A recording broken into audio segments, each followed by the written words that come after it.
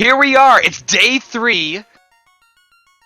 Final Fantasy Randomizer Spring Tournament action. We are live right now on Speed Gaming 2. It is April 8th, 2019. First round of the Swiss matchups here.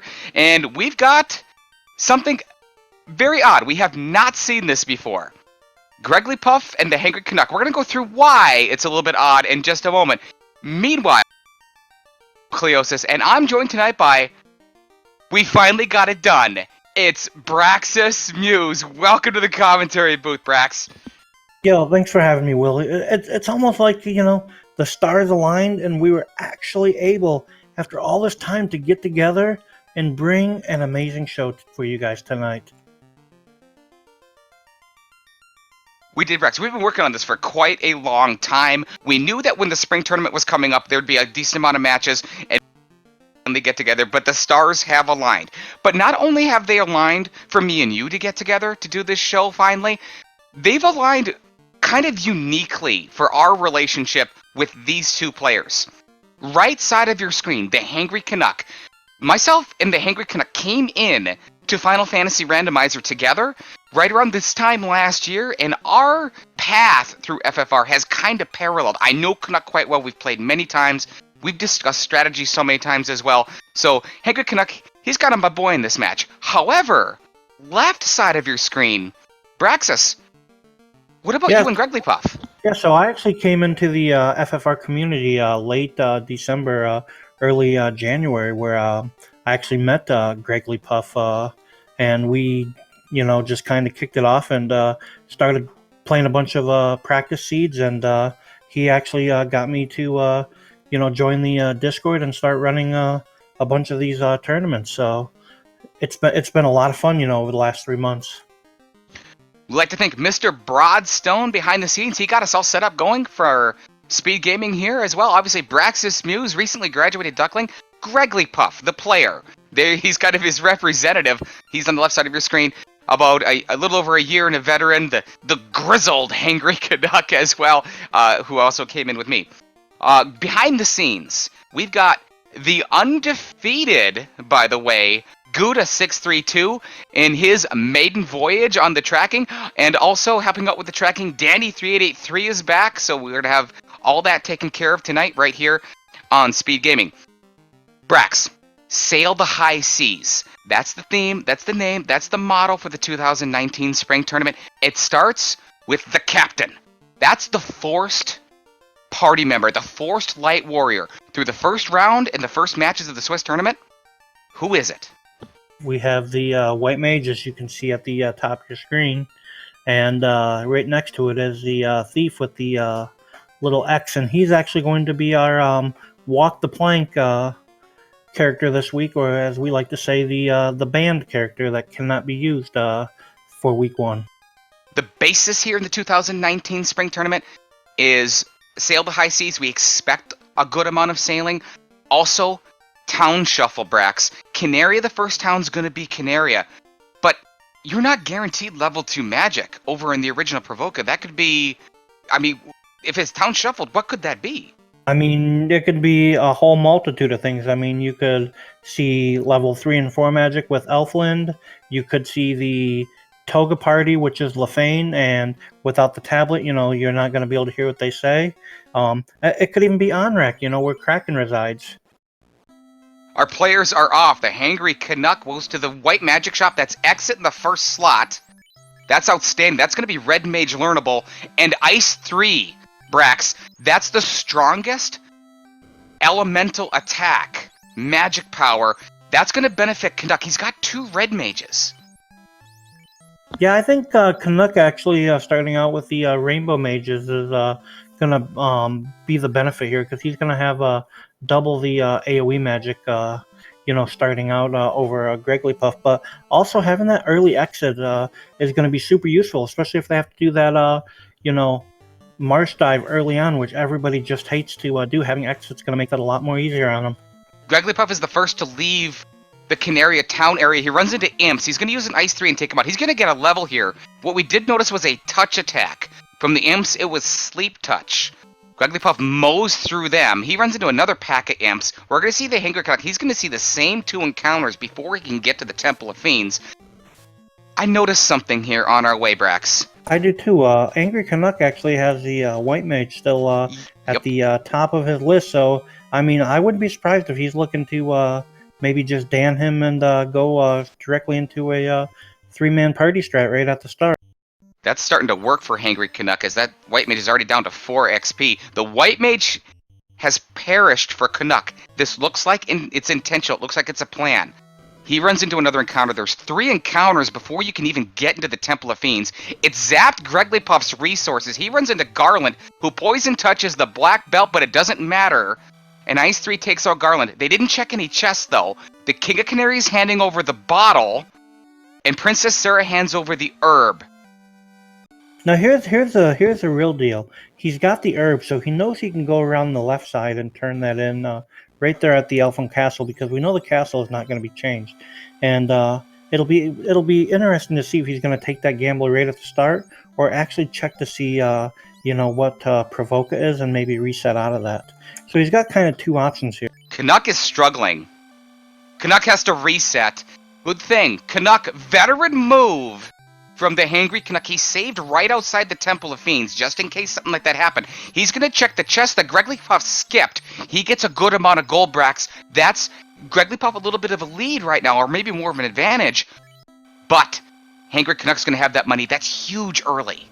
Yeah, I mean, having that almost 5,000 gold right at the start, especially if he does travel to Provoca, and it is whether it be level 2, 3, or 4 magic, or even a decent armor shop, he's going to have some money right at the start to go and buy. And it looks like Greggly's going to head right over to Dwarf Cave and maybe beyond, and skip that Provoca check. This is interesting. Gregglypuff, he didn't get those chests, I don't think. He's got no money. Number 1, he's got no money. But he's not going to either the Matoya's Cave. That's got 3 chests. But, like you said, Brax, this is a great option. But you can head to that original Provoca. If that's Gaia, and the Hangrycanuck goes that way, and that bottle is something early, like the ship, we're going to have a huge diverging path already. Yes, definitely. And like I said, that's where it's going to be kind of interesting, because he knows the herb he can turn in automatically. The bottle is kind of in the air, having the town shuffle, but at the same token, it only takes a tent right out across the bridge to spend a couple minutes checking both Matoya and Provoca, not finding what you want and being able to do a quick reset versus just going directly the left side route around and skipping that right side altogether. So yeah, we can see on your screen right now, Gregglypuff is really almost all the way to the Dwarf Cave, but he doesn't have that money that Gregglypuff does, or excuse me, that the Hangrycanuck does. He's got the tents, though, to be able to save. So, Canuck is still kind of durdling around in Canaria. I think this is advantage Canuck with all that money. Yeah, and like I said, I kind of like the gamble a little bit from Greggly's side, because you almost always see everybody go check that Provoca town first. So doing this check, I mean, I kind of like, but at the same time, if for some reason Provoca happens to be, original Provoca and Bicky gives the ship, I mean, it's going to be a long trip having to go all the way back through that just to go and get it. However, if it's something else, it could put Greggly in the lead. I think I know what happened. Gregglypuff went to Northwest Castle, and he went to talk to the kindly old king, which we know is just missing his crown. I think Gregglypuff thinks the bottle was the crown. That might be why he went this way. Meanwhile, the Hangrycanuck, we've got our route divergence, Brax. 5-minute mark. Canuck's going to Matoya's Cave. And Elflin being Provoca, so this could be a good move here. It might not matter. Gregglypuff doesn't save, doesn't go check out level 2 magic. He doesn't care. He's going to fire Ice 3 into the pirates. He's going to take them out, and he's going to have a little chit-chat with Bicky, Brax. Bicky's going to hand over a key item. I'm thinking he's curious to see what this key item is right off of the bat, and it's a tail. Not very useful right now, but Canuck, though, reset out of Matoya's, finding more money and silver armor. I mean, the silver armor, I think, could have been useful, but I think he's more curious to see what this town of Provoca holds. Puff picks up some chain armor for right now his lead red mage with Ice 3. His black mage has Ice 3 as well. White mage with Exit. We're going to see what he's going to do, and we're going to get into some of Puff's strategies, because Brax, like I said, you came in with him. You know him the best. However, oh boy, there it is, Brax. Level 2, yikes. I mean, that right there could be, you know, turning of the tides right there, that early level 2 nuke. I mean, knowing so far that it looks like they're going to have to, at this rate, hit Marsh Cave, having a nuke is going to be a huge benefit for having 2 casters to go down. As great as this is for both players in that level 2 nuke, Puff's turning around. He's realized his mistake. I think he's going to go back towards the original Provoker. Let's find out. Meanwhile, the thehangrycanuck is closing in on the original Provoker. If this is Gaia, that's huge. If it's not, Puff assumes a little bit of an advantage. Yeah, he's going the original Provoker is Elfland.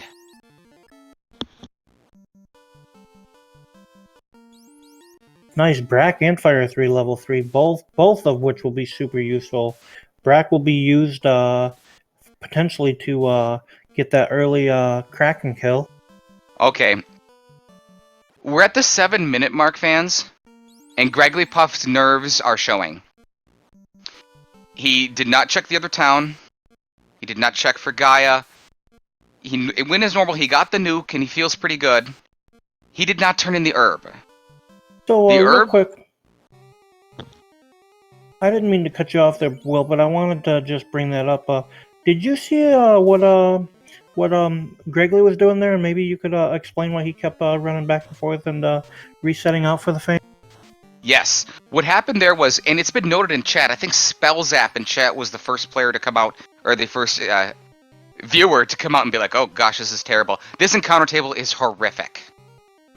What Puff realized was that after a hard reset, which is a power on and power off of your machine, that there are a ton of encounters. Look at this run that Puff is on right now. He just had a huge run, gets this encounter. What he did was he saved outside of the Marsh Cave, and this could be why he went to Marsh Cave. He hard reset, power off and powered on, and then walked around and burned off a bunch of encounters to get a longer walk, so he didn't have to deal with gargoyles and mucks that is shadows here in the Marsh Cave. I can only assume that he's making this play because he's got exit, whether or not he's trying to get rid of his white mage or not, but he saw the nuke and he's got access to the Ice 3 as well. However, him not turning in that herb, Brax, when he was right there, I think it's nerves. I think you're right there too.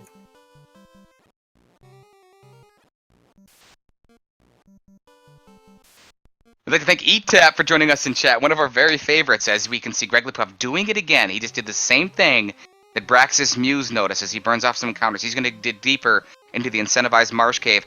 And ETAP throws out level 3 white magic. Heal 3 was there, as well as Ruse in the first slot. Night potential learnable. Level 4, we had Life. That's in the second slot. That's going to be exclusive to the white mage. And we also had Lightning 3 in the black magic, along with Bane. Level 4 black magic, and Brack in level 3. That is correct. And I will say, as a recently graduated Duckling, for me playing this game, the encounter manipulation table, even for veteran players, is probably one of the most difficult things to do right in this game. And important as well.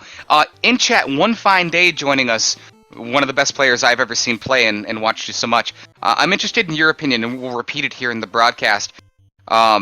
Is encounter manipulation and learning soft, hard, and reset one of the top 5 most important things to learn in the game? I'd like to see your answer. As Puff continues to dig and doesn't find too much here in the Marsh Cave, but he's closing in on that wizard chest. This is incentivized, Brax. And he only drew 2 wizards. That's good. They're runnable. Boy, do they hit hard, too. Ooh, and it's a ruby, so maybe this is going to be one of those, get the ship and floater might be Look at him pause. Look at him stop. What is going on? Wait a second. What is going on is saying Puff. Goes to his menu, goes to his item screen. What did he see in his item screen, Brax? He saw that herb. Herb. And he's thinking, man, why didn't I turn that in when I was there getting my spell? So you saw there's Glance. Greggly Puff has lost to Owen. That's his black mage. Is he out of exit shots on his white mage? Oh, he's going to do a little bit more searching, it looks like. I think he's got going to grab one these more last checks. 2 boxes, yeah. Yeah. While he's here, he might as well check. But I'm kind of curious to know if Greggly's taking notes, or if maybe he's just all the nerves and stuff are just getting to him, and he's just not maybe thinking clearly, because he does have that herb, which it looks like we're going to find out from the Angry Canuck side what it'll reveal. The Hangry Canuck is thinking clearly. He wakes up the princess with his sleeping disorder, and there it is. There's the ship. Now, this is interesting. I want to keep an eye on where... Go around. I think he's going to go up and around to Provoca. I think you're right. I think he's looking to turn in that bottle. And it looked like Angry Canuck was like, you know what, I'm not ready for Marsh. And it looked like he was heading north. Maybe he's going to get in that canoe and start, doing some checks, since we do have a free canal in this seed. This is interesting. Because, first off, Greggly, you know him the best, Brax. In a general sense, when you do something like this... it makes me real nervous for the player, but your natural reaction is to panic. You've played with Greggly, gosh, almost the most. You're both the Regent graduate Douglings, that you've talked so much together. How do you think Greggly feels after seeing all this? I don't know, but I mean, twice now he had two choices, or 2 chances now already, to turn in that herb. And it would have revealed the boat, which would have made it a lot easier to travel to that Provoca, but he didn't. He's just heading directly north. Like, maybe, that's where the seed's telling him to go. The only advantage I feel like Greggly has at this minute is if the ruby is, let's say, locking the canoe or the floater. He already has it from traveling to the Marsh Cave, which the Angry Canuck hasn't. But in a lot of seeds, the ruby's just one of those items that, just doesn't ever go anywhere. Look at the Pup's going to return to Canaria. He's bringing back his black mage. That's a good idea with Nuke there. And he's stocking up on supplies. It looks like he's trying to calm down. And he moves the red mage to the first slot. Why is he doing that? Well, it looks like he's going to not worry about danning that white mage. Maybe it's going to be useful, especially with those charges of exit that he has. Plus, he did buy armor for that red mage, so hoping that the red mage can maybe soak up a few more attacks. Angry Canuck with 1 light warrior standing makes it back to the new Provoca located in the original Elfland. He's going to resurrect his warriors. He's got 3. Double red mage and a fighter. With Nuke at level 2, Ice 3, Brack, Bane. I like this move from Canuck. Speaking of the move that I like for Canuck, even with the ship, he knows his spell list. Brax, he's got exit as well. He's going to dig out this ruby that could lead to the floater. Yeah, or it could even lead to, like I said, maybe the canoe. Canoe would be a good one at this point, too, because we still have Ordeals and Ice Cave, which are incentivized locations, and we'll need to have the canoe to get to Ordeals, and at least the canoe or the floater to get to the Ice Cave, so...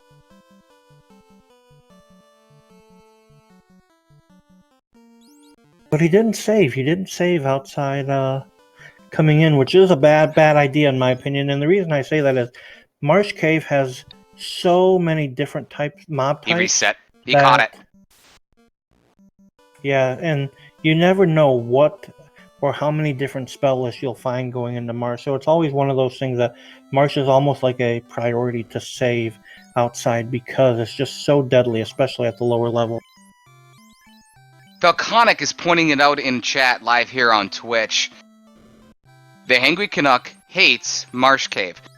Hangry Canuck will not even call it the Marsh Cave. He calls it the swamp. He won't dignify this place with calling it what it is. He despises it so much. I gotta think that him making this dive makes him feel real comfortable because of those spell lists. Speaking of spells, there's the nuke. It's gonna take out the package of undead and the ghouls. He's gonna work on this and work on picking up his ruby, which is potentially very good. Meanwhile, it looks like Greggly has calmed down. He's headed back, and he's found the new Elfland.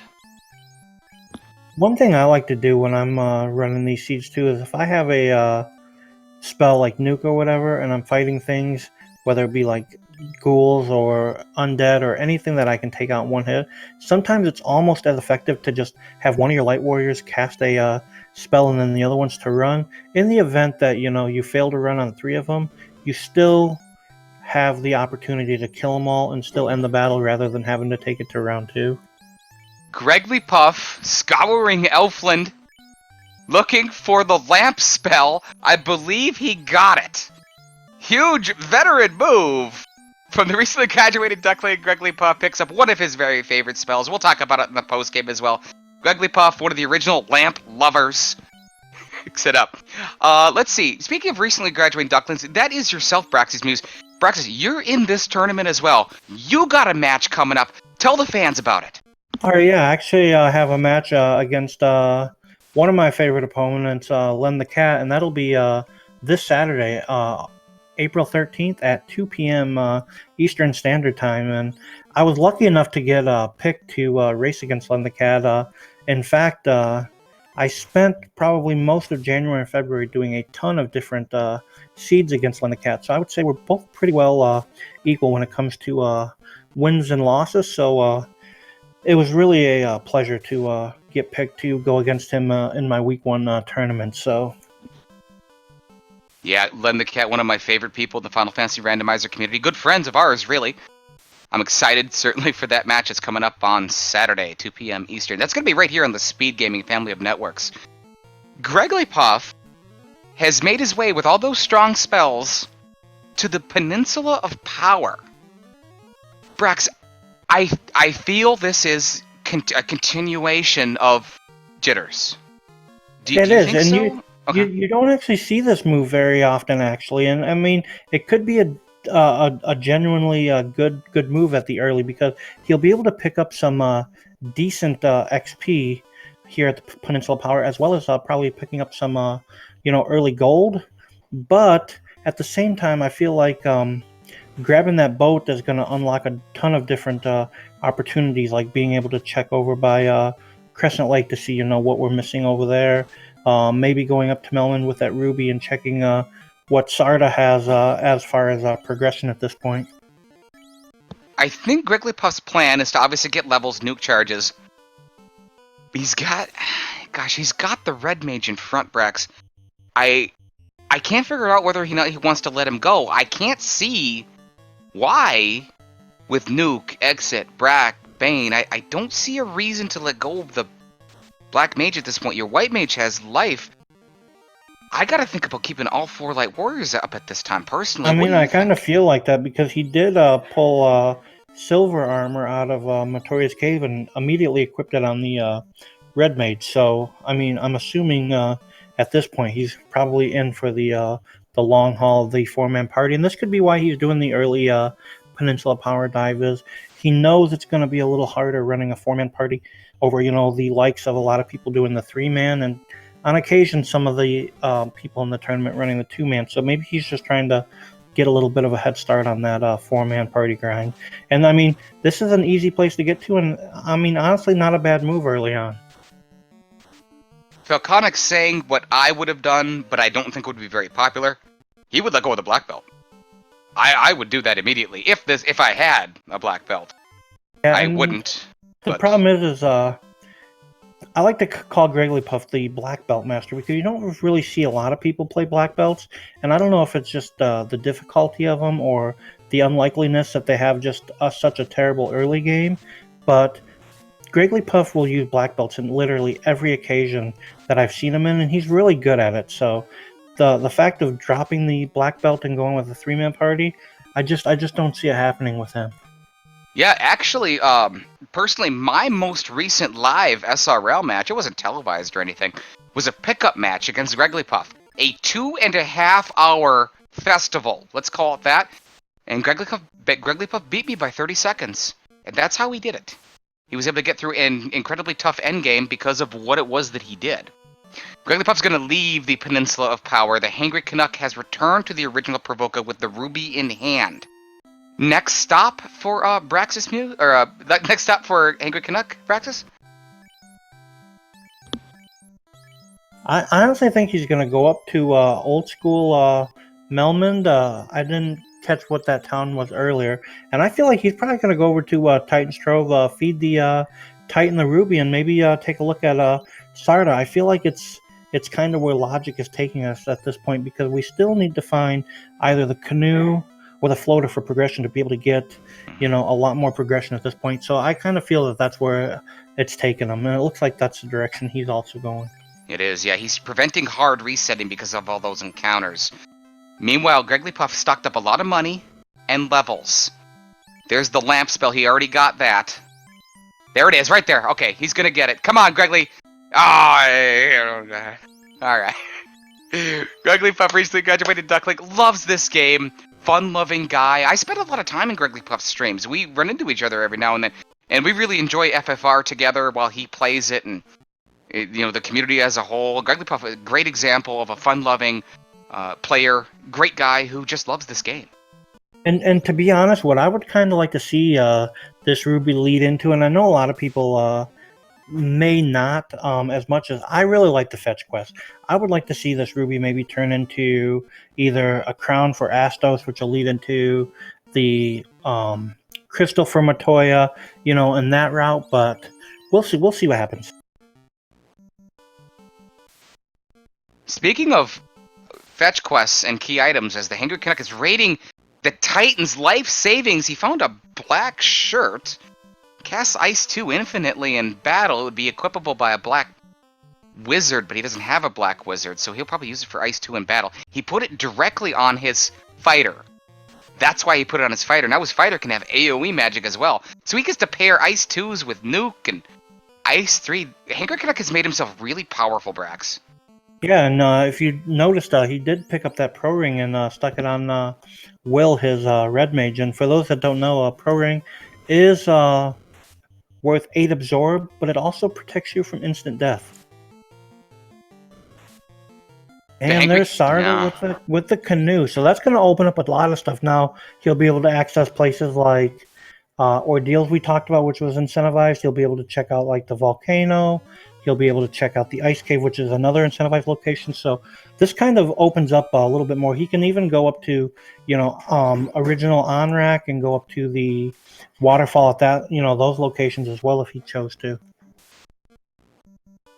Once again, it's day 3 of the 2019 Final Fantasy Randomizer Spring Tournament. We think that the Hangrycanuck has opened up maybe a little bit of a lead, more so of an advantage at this point. He's got the Ruby that's been turned in. Gregglypuff has remembered his slip-up from earlier in the game. He did not turn in the herb, so now he's got that sort of information. He picks up his ship. He's going to try to get back into this game. He's got good levels. We'll see if he follows in the Hangrycanuck's footsteps. I am the Smooth Talker. My name is Will Cleosis. I'm joined alongside for the first time ever by the recent graduating Duckling with his match coming up this Saturday. Braxis Muse. Behind the scenes, we've got the undefeated Gouda632, along with one of all of our very favorites, Danny3883, on the tracking, Mr. Broadstone on the restream, and you, the fans, here joining us for all this great action and first time ever meeting between Gregglypuff and Canuck.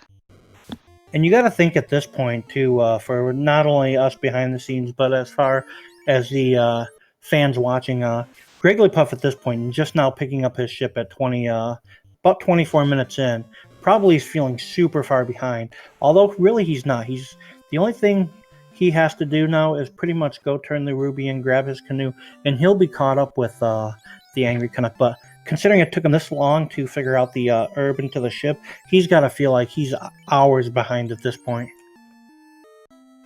Sail the high seas. The theme and the name.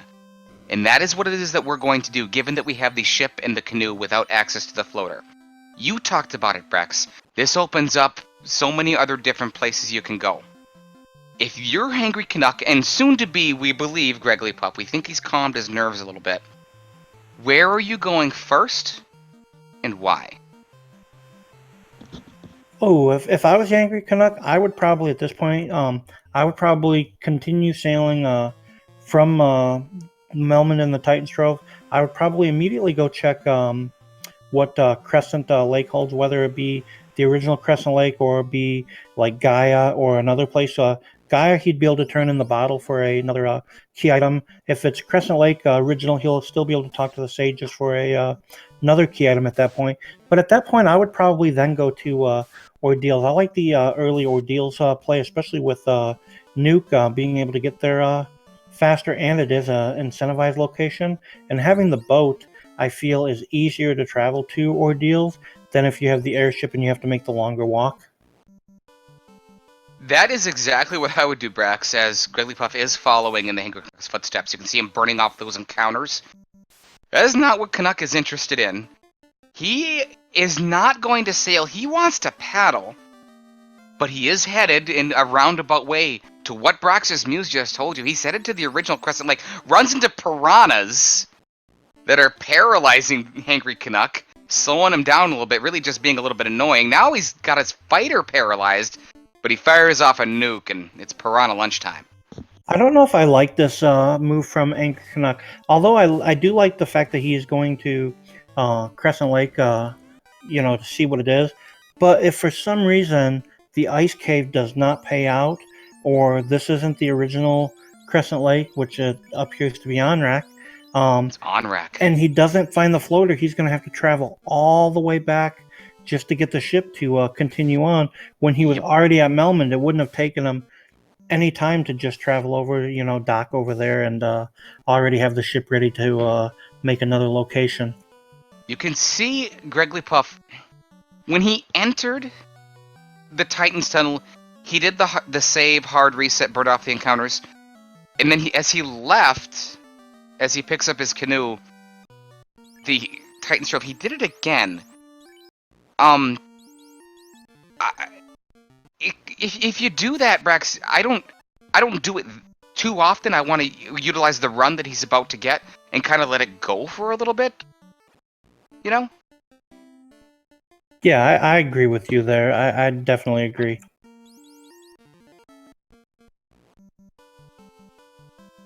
The Hangry Canuck finds out that the original Crescent Lake is Onrak.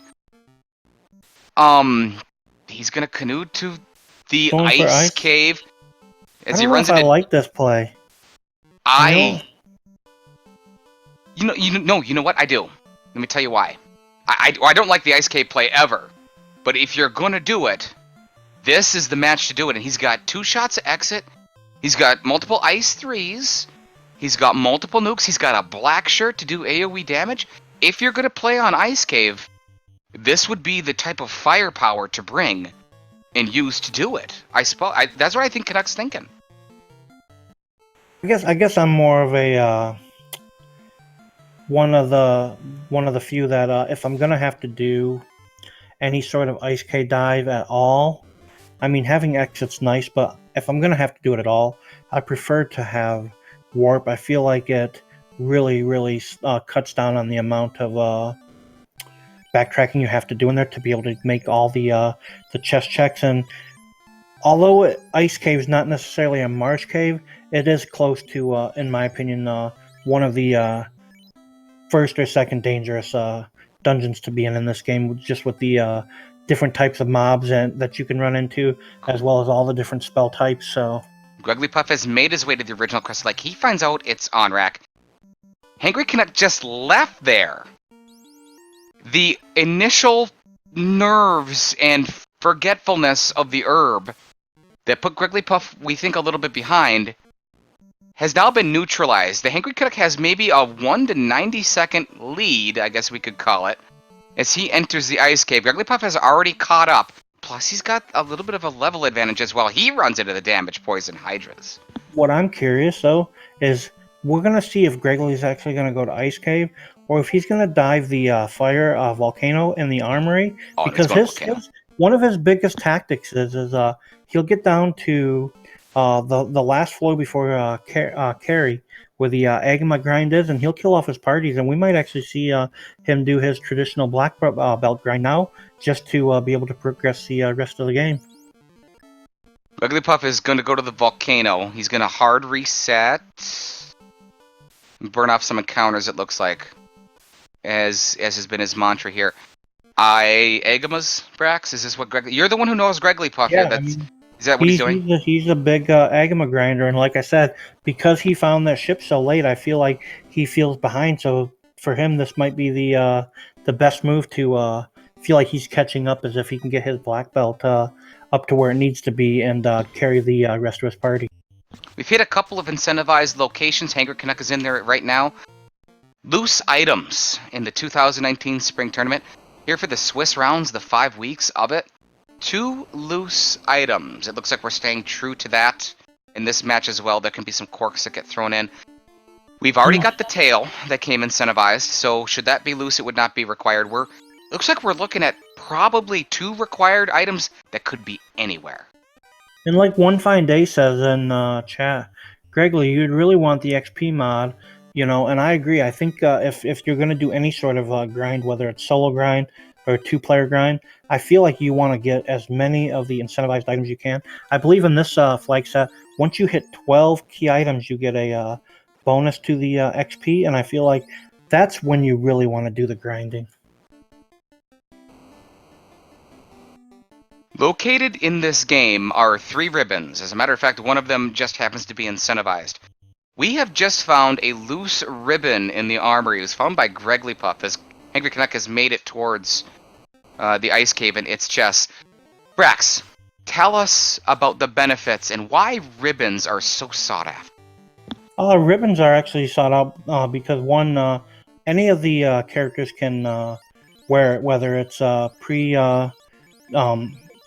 class promotion or after class promotion, but it provides you against all elemental attacks. I think you take half damage from elemental attacks, if I'm not mistaken. That's correct.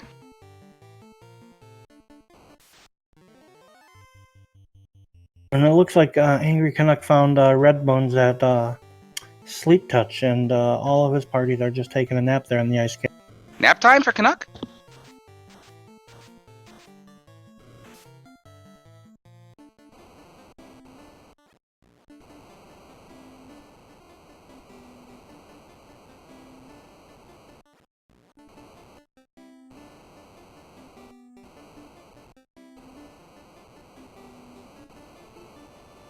And Gregory's still making his way down through the volcano, so finding almost 20,000 gold, so a big chunk of money there, but other than that, not much else. And I think in the armory, the only thing he found that maybe would have been of value was the katana that he can sell later for gold.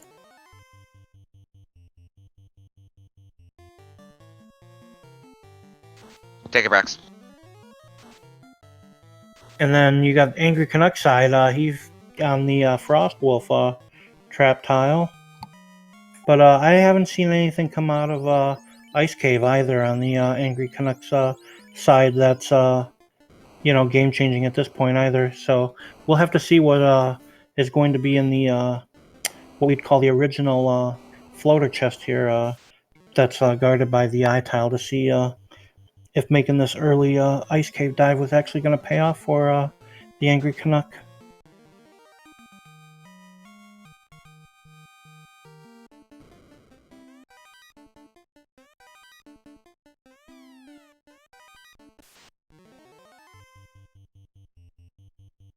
Oh, Hangrycanuck finding a gold bracelet.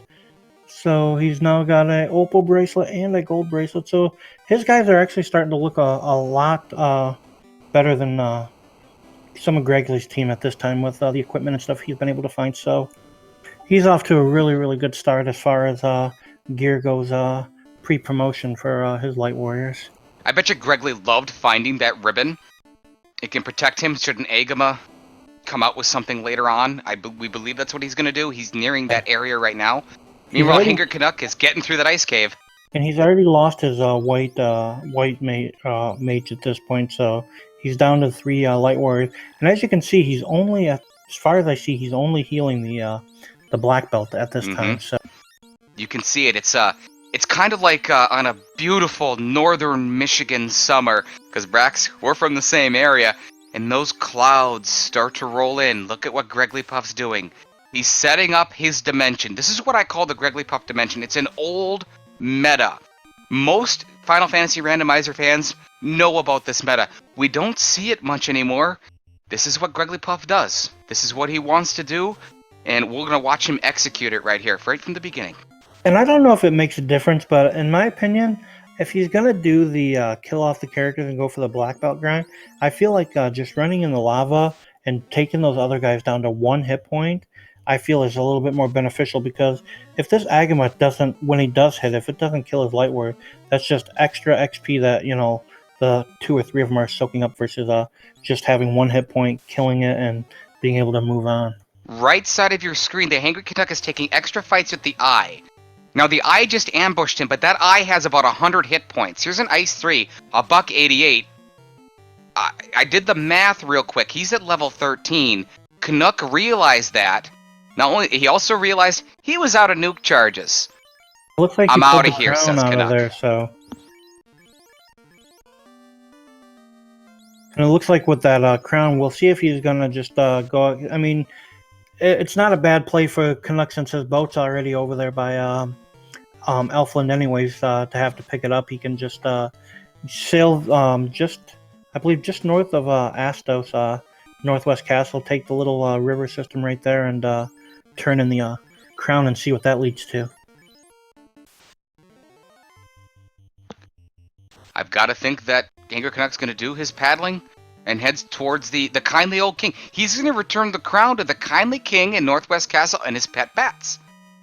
And the one thing I like about this this tournament being Sail the High Seas is, for those that don't know, I believe we call it extended progression, where you can get to both on-rack as well as Mirage Tower, because there are dock systems in there, and you could potentially get all required items and beat the game and never once see the floater. I don't think we've had a seed yet that we've seen it, but there is that possibility that you could get a seed where you have to beat the game without getting the use of the airship. Greggly's actually known for that. We call him the man who needs no airship. He's beaten many a seeds in this design without it. If it's capable of it, if it's what it is that Braxis Muse just said, Greggly Puff's gonna find it. Agama, 3 hits, 96 damage, and Frost. There's the squint. There's a chance that squint hits. Very low and very unlikely. There's 62 damage. Brax, I don't like this at all. Greggly Puff, this is not good. He's gonna run out of heals, but I feel like the only thing that's actually helped Greggly is actually coming across that black shirt early, or I don't know if this early grind would have been possible for him. His heals are low. Stare's in there as well. I'm really nervous about this. What do you do, what do you do if you're Greggly Puff, Brax? Are you gonna go after Carry with a solo black belt after getting whacked so hard by an Agama? I mean, or are you gonna walk out? Honestly, even if I was in Greggly's shoes and I felt behind, once I've spent the time doing the grind, I feel like it's still a safer bet to spend the few minutes to go out, save, refresh whatever party you want, and then go back down. Because in the event that you try to take on Carry and you do die, you've lost, what, 10, 15, maybe 20 minutes? Take a look at the right side of your screen. The Hangry Canuck's gonna go turn in that crown to the kindly old king. But he's not walking there, traditionally. He jumps in his boat, which is right by Elfin in the dock. He goes closer by, and he's gonna not use the rivers to turn in the crown. Turn around, Canuck. There you go. Canuck. He's gonna walk. Okay, the point that I'm getting at here is, what you can do is you can take your boat and you can dock at a river system that's much closer than walking, which the Hangry Canuck is doing. As long as you have the canoe. Yeah. Alright, well, we're going to get to Northwest Castle. We're going to turn that king. We're going to get that crown back to that kindly old king one way or another. Hangry Canuck does it his way. He's always been that type of player. You know, though, sometimes I've noticed, so, like, when you're in a position like this, like for us behind the scenes, you know, talking about it, we can say a lot of stuff. But when you're actually racing and stuff, you have so much other stuff going on and things like that, that some of the simple stuff like this, you just overlook. Well, Hangry Canuck made the play on the ice cave. He doesn't like it. He went in with it. a whole ton of firepower. Picked up the crown. Eventually made his way back to Northwest Castle. Gave the crown to the king. Brax, it was Astos all along, and he had the floater. That is correct, and like I said earlier, I would not have made the early Ice Cave play. I would have actually probably still been in ordeals or just getting out of ordeals. So definitely a good play for Angry Canuck going in there and grabbing that floater, because that floater is really, really going to be a game changer for him with all the additional locations he's going to be able to check. He'll also, if he chooses to, be able to take the tail to Bahama, class promote, maybe get some of those spells that he didn't have access to earlier. So, as well as some of the armor. I know he's found some opal armor he'll be able to put on his fighter. So, a ton of potential on Angry Canuck's side right now. Angry Canuck's going to make his way to the Ryukon Desert to use that floater. We're going to turn our attention to the left side of your screen. And I'm really nervous for this. Heal potions are low. He's down to one warrior. It's only level 20. He's got a black shirt, a ribbon. Heal potions. He's out of heal potions, Brax. He's out of heal potions, and he's taking more fights. I don't like this, because he's going to be forced to have to take on... I feel he's going to have to take on Carry, because if he tries to run out now and gets into an unrunnable, all that lava he's going to have to traverse is going to kill him. I mean, he's going to be left with like one hit point, more than likely, and I just don't see it. He's leaving. I think, given the position that he put himself in, I think this is the right play. I do, but this makes me nervous. This makes me nervous, and I'm not even playing. Angry Canuck is in the air. He's headed to the original Gaia, checking out towns. He found Crescent Lake. He's looking for a vendor item. Doesn't find the vendor item, finds heal potions. He's going to restock. He's also going to get a key item here from the Sages.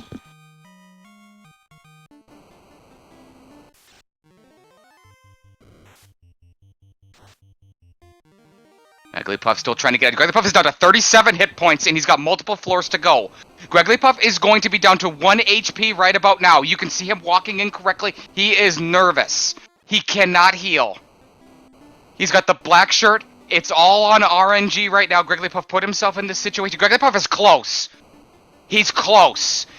One more floor to go. He'll get through this fast. Look at him meandering through. He's on the last floor. He's got to get out of here. He's down to 1 HP. He steps away. Gregglypuff gets into it. He gets into a fight. He cannot run. Gregglypuff perishes at the volcano. No. All that work we talked about, and it's just all lost.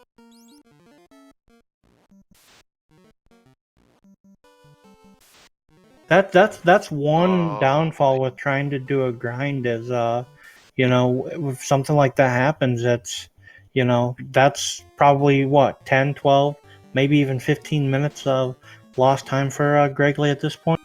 It's lost time, it's lost levels, it's progression, it's stress. He chose to get that. He wanted level 21, 22, he basically got there, but at what expense? The ultimate. He paid the ultimate price at this point. What Gregglypuff needs to do right now is relax.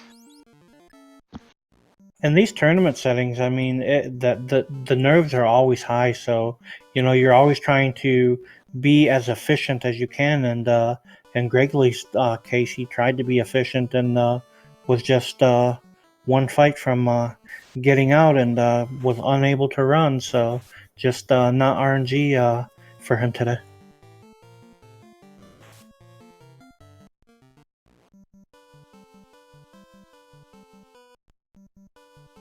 Looks like on Angry Canuck side here at Gaia, we have TNT for sale in the item shop.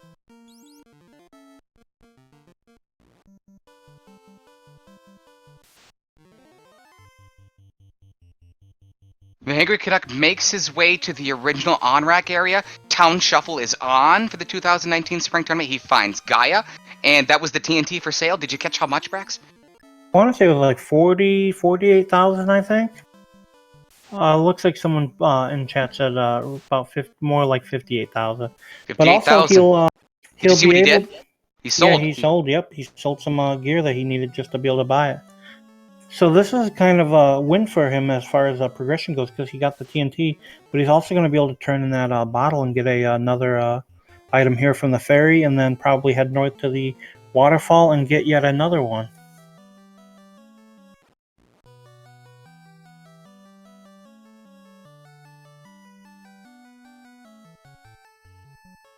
When Grigglypuff went to the original Gaia and he talked to the sages, they handed over the cube.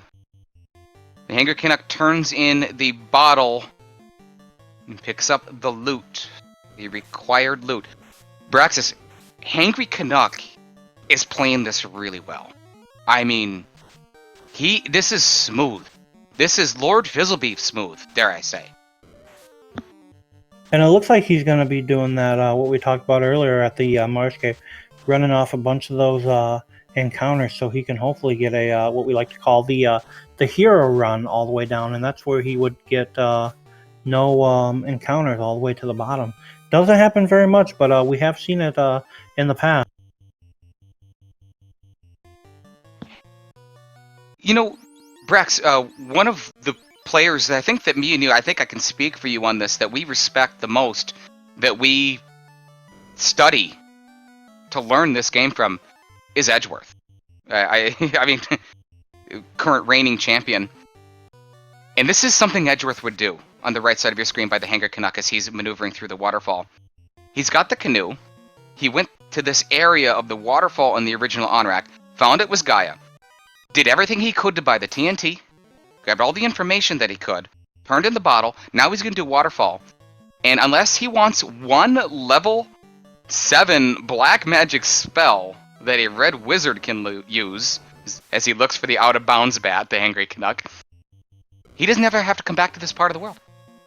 That is correct, yep. Mm-hmm. That's an Edgeworth play right there. You don't see it when you kind of sit back and watch, if you watch kind of casually, and you don't see what these players are doing very subtly. And the Hangrycanuck is doing this. This is telling me a lot right now, Brax. Canuck is playing this so well. I mean, I don't want to play him all of a sudden. You know, maybe you can help me out here, Will, but Mm-hmm. I can't say if we've seen a loose item at this point, or if all the items we've gotten have been location, fetch quests, and or incentivized. I mean, is that correct? Not that I've seen as well. We're behind the scenes with Gouda and Danny as well. I don't think they've seen anything. They're scrambling right now. I can see them doing that. But as far as I know, we have not seen anything loose. We cleared the volcano ice, essentially most of Marsh Cave. I gotta think there's got to be at least one, if not 2 loose items in this flag set. Yep, it's 2. But speaking of coveted, there it is, loose in the Cardia Islands. There's a ribbon as well. That's pretty good. That's 2 loose ribbons found in this game so far. The first for Canuck. It's the game changer, Brax. The Vorpal has been located by Canuck. And you know what? He's got the tail. He's on the islands. He's already switched the weapons around. He's going to go to Bahamut. He's probably going to class chain, and he's going to equip the coveted game changer. Like, he's already made that change in the menu. That's right, the Hangrycanuck. I know he's a Mazmoon guy. He is a team Mazmoon. Of course, as he picks up an Aegis shield. Wow.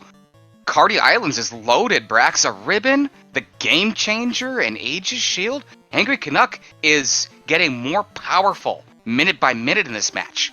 Yeah, like everything you'd want to find for a class promotion, I mean, he's finding right here on Cardia Isle. So he's going to be able to get that class promotion and then just basically just equip his guys and at that point be ready to start taking out Fiends, I feel.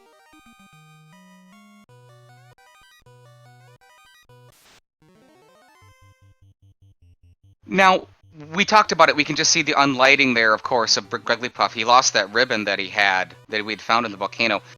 And we said it earlier, Rex, there's 3 loose ribbons in the game. We have actually incentivized one of them. So, if that incentivized ribbon happens to be one of those 2 loose items that we just talked about, we won't know until towards the end of the game. It's possible that one of those 2 items that was found, one by Gregley, one by Canuck, is one of the loose items, and we're only dealing with one. We don't know that yet. We're not sure. We probably really shouldn't speculate because we're just a little bit too early in the match so far. But that's a possibility. Well, we still have that one incentivized location that has yet to be checked in. It's Ordeals, and if Ordeals has the ribbon, well, that's one location that doesn't necessarily have to be, checked for the players at this time either. So.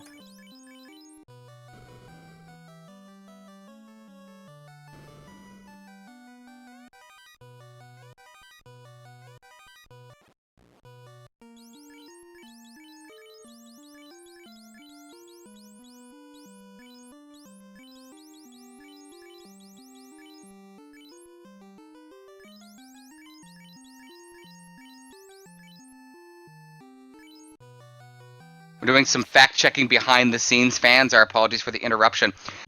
Hangry Canuck also, we didn't get a chance to mention this, obviously took care of the waterfall. And his headed, wow, is he playing this well? Hangry Canuck is not going to Castle of Ordeal. He picked up the rod. That's a required item. Came right from the robot in the waterfall. So he's closing in. Greggly Puff picks up his crown. Yep, Greggly finds the crown, which we know when you take to Astos will lead to the floater, which will put him on pace to check out the other parts of the world. But I'm curious to see how many eye fights he might try to take here, considering he did lose all that XP when he did the Agama grind and then died in Volcano. Hangry Canuck was definitely going. This is the right play here. Castle of Ordeal. He's hiking and he's on his trek to this incentivized location. He had to stop off and pick up, looks like, some heal potions in the original Gaia area. Meanwhile, Greggly Puff has shifted. We'll see if he can relax a little bit. He's found out that the eye has about 100 hit points. And it looks like he might be setting it up again. What do you want him to find here in Ordeal? What do you think would be the best pickup for him in Ordeal? I think finding the Mystic Key at this point, being that it is a required item for Topher, might be what he wants to find, because that might limit the amount of loose items that are still loose that he might have to try to dig out later. What I would have done would have been actually before this. The Castle of Ordeal would be my next destination for Hangry Canuck if I was him. But I would have gone back to the Dwarf Cave. And I would have turned in that dynamite. And I would have looked for a potential fetch quest chain. Because that dynamite could have led to the adamant, which could have led to the slab, which could have led to the Mystic Key. And that's all well and dandy, and that's great for information. It tells you so much about the game. Odds are that's not what happens. I want key items. Because, Brax, you want to tell the fans what happens when you get 12 key items in the 2019 Final Fantasy Randomizer Spring Tournament? I'm not actually sure, but I believe when you hit 12 key items, doesn't it double the amount of experience you gain for your party? 150%. 150%, so that's huge. As we near the hour mark, that's what I would have done prior to heading here to Castle Ordeal. Yeah, I think doing the fetch quest would have been good, because, like I said, you would have found some knowledge, and for all you know, you might not have had to have come here, depending on what the fetch quest led to, and it could have saved you, 5, maybe 10 minutes of coming through Ordeals if it's not needed. But I'm a big fan of the fetch quest, so I actually like when I get the fetch quest items, if I can dig out fetch quest stuff and limit the amount of maybe loose items that I have to try to dig out later, because I know there was a tournament, and I think it was with Len the Cat back in March, and I actually lost because I was missing a loose Mystic Key, and I just could not dig it out. By process of elimination, we actually can tell you that, thank you very much, Gouda. Gouda632, the undefeated Gouda632, behind the scenes, has figured out and put everything together. This Castle Ordeal trip, it's going to be required. We don't think it's going to be the ribbon. We're still missing the Oxyale, the slab, the adamant, that sort of thing. But the Oxyale, getting to that is basically what we're looking for. Unless the TNT leads to it, and certainly the ribbon is here, but we are fairly certain that this will be required. As Greggly Puff is down to his black belt, that eye isn't whacking him nearly as hard as the Agama was.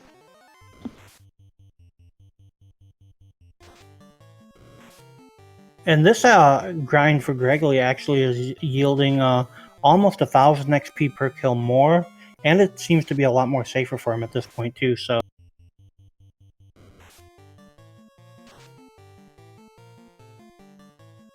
Hangrycanuck fires a nuke. He's wielding that Vorpal with his knight. As time ticks on, tick, tick, tick, Hangrycanuck finds his required Oxyl that opens up access to Sea Shrine. Hangrycanuck gets stronger and stronger. How do you feel if you're Canuck here, Brax? If I was Canuck, I would actually feel, I don't know, I think I'd be in a good position because we have the ribbons, we have the promotion, we have some armor, we have a bunch of the required items, we have the rods, so we could check out Earth Cave and we could do, a clear on Earth Cave. We have the access to the volcano, so we could go down and volcano, clear that out, and kill Carrie. The only thing we don't have is we don't have the loot that appears to get into Mirage, and we don't have... Actually, I think that's the only thing we don't have that we can't get to is Mirage. He could go to Onrak and he could go check out Kraken, but I think at this point, if he's going to choose one of those locations to go to, you want to go where the most dense chests are. So maybe like Volcano, because you have armory, even though we know there's not really anything in there. Or maybe Sea Shrine and checking out the mermaids might be an option as well, too. Two missing required items that we need to get to at this point are the Chime and the Mystic Key. There's going to be a fetch quest involved in here. The Adamant is out there. The Slab and its translation. The crystal, yep, is still out there. So those key items are not quite there.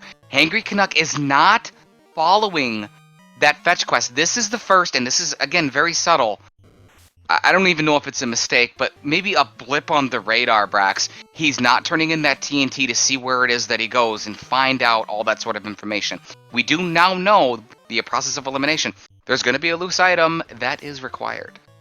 And I think right now, because we are an hour in, and at this point, I think Hangrycanuck feels, okay, there's still some loose items out there, but we have 0 orbs. We need to start cracking down. We need to go to some of these locations that are full of chests, maybe grab an orb or two, and then reevaluate and see, what we have left at that point. Yeah, maybe along the way, pick up a power gauntlet, maybe a white shirt, a dragon armor, or an opal armor. That's what Hangrycanuck wants along the way. Although he has not gone for the key items and the key item boost and the information, he is progressing quite well as he starts to traverse the Gurgu volcano. Looks like he might go after the orb, yeah. The only thing I think doing the fetch quest prior to coming in here might prevent, depending on where that fetch quest led to, would be maybe the amount of chests that he searches here. But I still think even whatever that fetch quest would lead to would still be at least one item required that we would be looking for. So he'd still be in the same boat as to looking for chests. And since we know Volcano is required because it does have a Fiend orb to be lit, I feel like it's kind of a win-win for him at this point to go clear it out. We'd like to welcome to the live chat here on Twitch. I am Guitar, one of my favorites. Great to see you, my friend. I hope all is well. We'd like to remind you that we are here live, Speed Gaming 2 on Twitch. As we near the hour mark, we believe the Hangrycanuck has opened a decent-sized lead over his opponent, the recently graduated duckling Gregglypuff, who beat me recently, by the way. Right here on the Speed Gaming 2, Braxis Muse, Wilcleosis here as well behind the scenes, Gouda and Danny3883, thank you for taking care of the tracking. And we want to say hello out there to anyone who might be watching on replay or the podcast over on YouTube, Brax. We certainly love our community and our followers over there. We read all the comments, we enjoy it, we go in and hang out, and we're working on doing, some YouTube exclusive content coming up. Probably next week for the Final Fantasy Randomizer Spring Tournament. Yeah, I know. I actually saw that we did a YouTube exclusive. God, it's been a week ago, and I heard it's just been like nothing but positive feedback there. So that was a really, really cool thing to, see the community put together and just see how much positive feedback we got doing the YouTube exclusive. Hangrycanuck picks up his second ribbon. Strengthens his party even more as he continues to clear out the armory, and Gregglypuff looks like I didn't know if he hit an off encounter, but he might be leaving his black background. We'll double check that. in just a moment. Brax, coming up, let's see. My pick to win the 2019 Final Fantasy Randomizer Spring Tournament, certainly get to the Final Four as well. There's a young lady called Crab Cakes. Incredible player. Can't wait to watch, and I'm going to sit down and be watching Crab Cakes, by the way. There's a match coming up, Melee Wizard and Crab Cakes. Can you tell the fans about when that's coming up? Yes, actually, that race, I believe, is going to be on the Speed Gaming and Networks tomorrow night at 8 p.m. EST. I'm not very familiar with Crab Cakes. As like I said, I'm still pretty new, but I have gone through, watched a couple old VODs, watched a couple SRL races. Know that they enjoy a ton of Taylor Swift, but they have some really good movement, manipulation, and menuing. So definitely feel like one that's gonna try to go all the way, if not all the way. Very excited for that match. Melee Wizard does a lot of crew work along with us. Braxis Muse tracking, does multiple different games, jumps on the microphone, and I'm excited to see how it is that plays out, because I also haven't seen Melee Wizard play all that much as well, so I'm going to full study mode tomorrow. Bringing you that call will be the Enforcer, Volcanic FF, and his most recent opponent, Brax, Lord Fizzlebeef, is going to join him after that knockdown drag-out they had a couple days ago. Yeah, I think that'll be an interesting one. I've actually have watched a few of Lord Fizzlebeef's runs, and he's also another one of those really exceptional players that I've seen. And the thing I like about Lord Fizzlebeef, along with Edgeworth, is when you watch them, whether they're in an SRL race, practice, tournament, or whatever, they're always just so calm. Even if like the worst things happen to them, like they just don't seem to get frustrated or whatever. They're just always calm, and their movement just is always just like pinch on, whether it be their menuing, their manipulation, or whatnot. And it's just impressive to watch.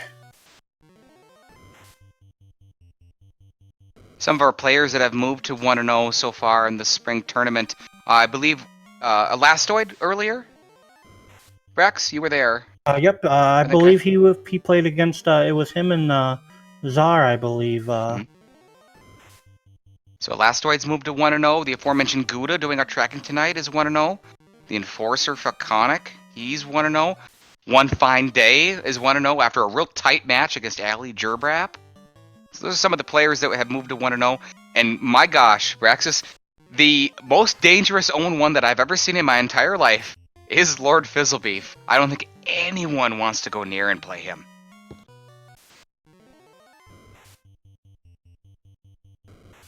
Yeah, it's crazy the things that you go through with these tournaments, because one thing I've learned with FF1R is sometimes the RNG just is not too pleasant. And whether you're a duckling or a veteran player, especially in this most recent Chaos Rush tournament that we had, it doesn't matter if you're a good player, new player, veteran player, whatever. It only takes one bad RNG to put you in last place, and that's just what these some of these tournaments do. So even if you think you're not a top tier player or whatever, you still can do pretty well in this, just depending on how well you do RNG manipulation, menuing, and just hope that the RNG is with you. Stone Poison from the Grey Worm as thehangrycanuck has made it to the floor of Carry. 2 ribbons resisting that, as long as a natural resistance from, I believe it was his knight. He gets through that. He knows there's a loose item out here. He's full clearing the volcano. This tells me that Canuck's head is really in this game. Meanwhile, on the left side of your screen, Grigglypuff's going to try to gain some momentum. He is getting up there. We're talking 500 hit points, Brax. He's going to try to plow through this game, and I've got to think he's hoping for a tough Temple of Fiends. Yeah, I mean, honestly, I feel like at this point, unless the thehangrycanuck just has some really bad Fiend dungeons, or Topher is just super horrendous, I mean, I feel like thehangrycanuck's in a really good position to take first place in this. But in the event that Topher is, where we've seen just unbearable, it could potentially, give Grigglypuff that incentive, having that level 42 black belt and just punching his way through it all. As the thehangrycanuck closes in on Carry. He's going to try to light his first orb. We're just past the hour mark. We'd also like to remind you that coming up, let's see, also tomorrow, it looks like it's at 9 p.m. Eastern Time. Dangwu, one of your graduate ducklings, he went through the whole program with you. He's taken on the very popular Woat. That's going to be on our sister broadcast network Randomania tomorrow, April 9th, at 9 p.m. Eastern Time. I'm going to tune into that one. First time I'd ever see Woat play. Yeah, and actually, when they were doing, when Crystal was going through and doing the randomized picks and whatnot, and Dangwu got picked, he actually got picked to play a special guest, and that special guest actually ended up being Woat, so. 292 from a nuke by the Hangry Canuck, an attack from the Vorpal. Critical hit from the Vorpal. The Canuck fires back 6 hits from the Game Changer. Cripples Carry. Follows it up with a dual nuke shot. Carry's gone after a 202 damage. 1 hour, 7 minutes. The Hangry Canuck steps away from lighting the first orb of this match, and he does. Right as at the time he lights that orb, Grigglypuff was actually able to get out of the ice cave and save it with all that grinding he did. So he's kind of, caught up from that not so friendly volcano that he had earlier.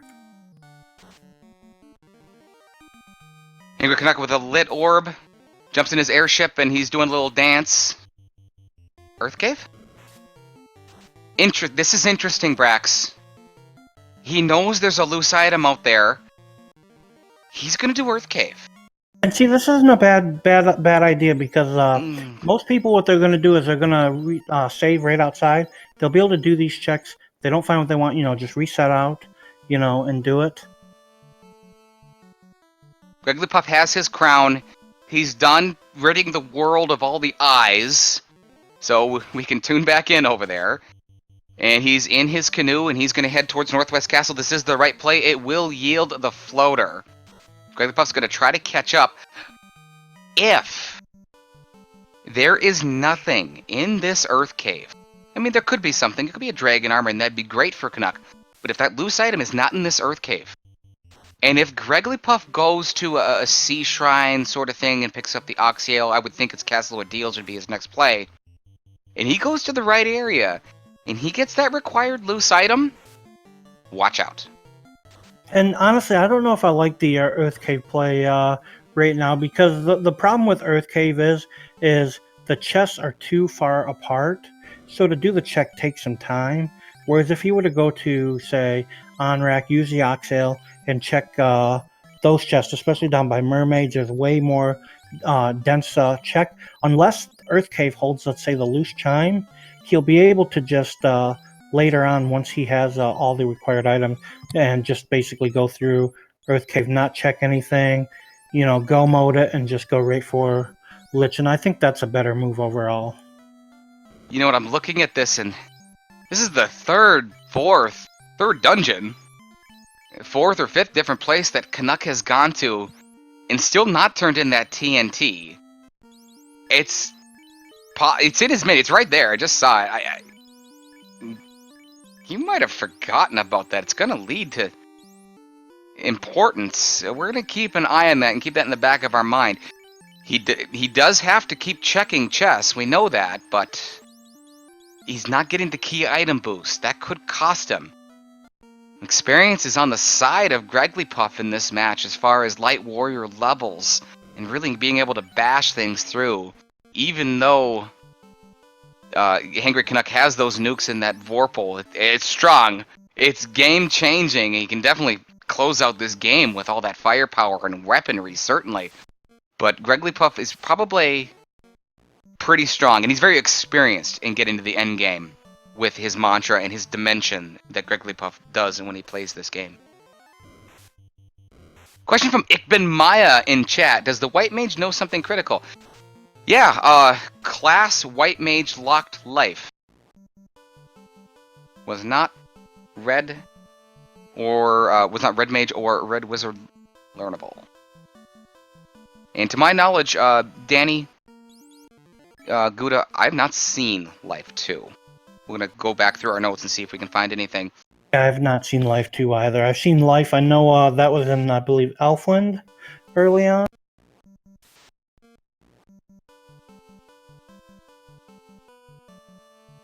Not quite sure. We're going to look at it. Gregglypuff is on his horse. He's trekking his way to Northwest Castle. He does still not have the floater at the 1 hour 11 minute mark. But he's going to get it real quick. He's going to return his crown to the kindly old king, who we just learned tonight is actually the Dark Elf Astos himself. There's the floater. And as you saw, Gregory did the same thing Angry Canuck did. Rather than save a few seconds on using the boat in the river system, he also traveled all the way around. And it's just little things like that that can actually save you time, and in a tournament race overall, could mean the difference between first and second place.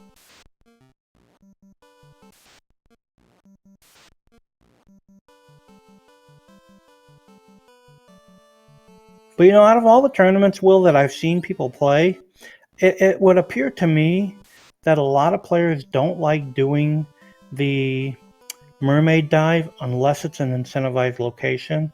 But in a case like this, I feel like doing the mermaid dive and doing Kraken is a better bet or a better gamble per se than doing the earth check, because like I said, the earth checks, the chests are just way spread apart, and I just feel like you waste more time doing it unless it happens to hold an incentivized item or loose item, and then so far it's not held anything of value.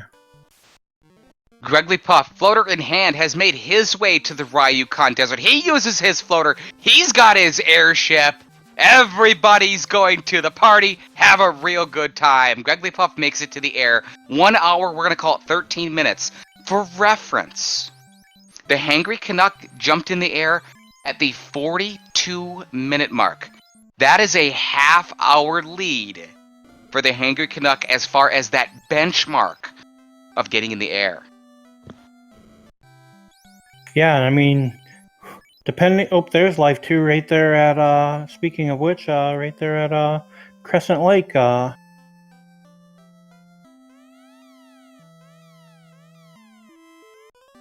think at this point for Greggly, though, depending on what location she chooses to dive, is really going to determine if he's going to be able to make up any of that lost time, considering he is 30 minutes behind Angry Canuck picking up the airship, so... Gregglypuff checked the level 6 white magic. That was Life 2. A red wizard can learn Life 2. It's in the 4th slot of level 6 white magic. That is an option for Canuck, as he picks up a rune sword.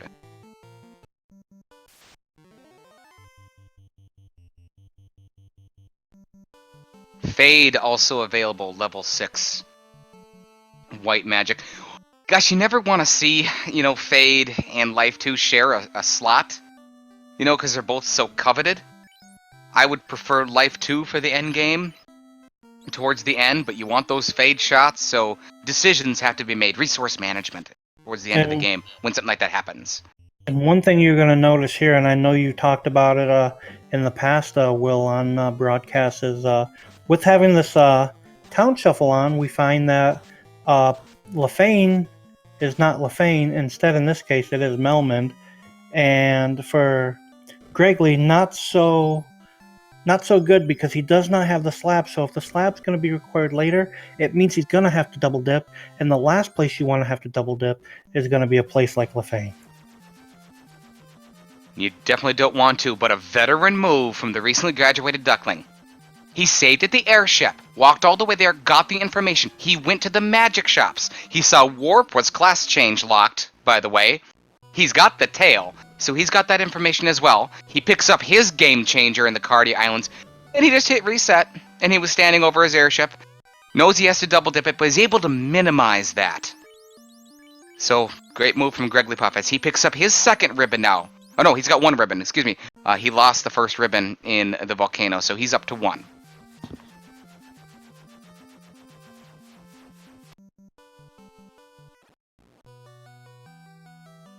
But yeah, definitely I would agree with you on the veteran move there, because a lot of people might not think about saving up there to Lefane and just being able to do a reset out. But when it comes to Town Shuffle, definitely the play you want to do. In that case, he's able to find all the knowledge he needs without really losing much time having to walk all the way back out. No key items were loose in the Earth Cave. However, the thehangrycanuck has picked up the legendary Excalibur. And I do know that I can tell you that the thehangrycanuck does prefer the legendary Excalibur over the Game Changer. That's his personal preference. His main weapon, though, is the versatile damage-dealing machine, the Masmoon. I know that's what he really wants, but he's got to be happy to at least find that Excalibur. He's going to try to light his second orb now. Fires a nuke into Lich, 232. Gets the fast off on the Knight. Lich has Dark. Oh gosh, good thing it didn't hit Brax. He might have to, he might have the Dark status. We don't want that. We don't have to break out the lamp strategies quite yet. Lich is gone. thehangrycanuck has 2 orbs lit now. That'll be one benefit that Gregley is going to have over the thehangrycanuck going into that Lich fight, is if that Dark does stick, he's actually going to be able to cure it with that lamp spell that he was able to pick up, being a veteran move, because not many people pick it up and utilize it. So we might actually see some utilization of the lamp skill today. That's huge. Speaking of huge, thehangrycanuck has realized or finally decided to turn in the TNT. We think this is going to be a decent-sized fetch quest chain, and it is. So he's going to turn in the dynamite and pick up the crystal. He's right in the area. Did not do this earlier to get to the 12-item boost, but at least he's doing it now. He's headed towards the crazy blind Matoya. He's going to allow her to see again and relax her, and we're going to see what she hands over. Gregley Puff has class change. He picks up his fade and his life, too. And it's required Temper. time. Temper also located in level 6 magic. That's in the first slot. That's the only spell a promoted red wizard can learn. Gregley Puff's got to be happy to see that he can throw Temper on his red wizard. If he can get the levels for charges.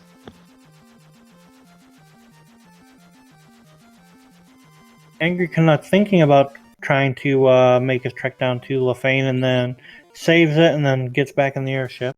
I think because he's got the chime, he's going to go and dig out at least the first couple floors of Mirage. I think that's a smart move because there's a decent amount of chests in just the first 2 floors here. So Yeah, he's got the cube as well. So here's the situation. He's got all the firepower. He's got the Game Changer. He's got nukes. The legendary Excalibur. He's got 2 ribbons. He's got the chime and the cube. He knows something loose is out there. We think it's the adamant that will lead to the Mystic Key. Is what we believe to be the scenario. How about a defense sword pickup? That's good too. He's got a Vorpal and a Sun Sword on his 2 red wizards. A defense sword on his knight with Excalibur. Nuke at level 2. Brack Bane. Life 2 is potentially available, yeah. Having Brack is going to be a huge advantage coming in here because he might, like you said, he might just take the dive all the way down to Tiamat and try Brack strats against her.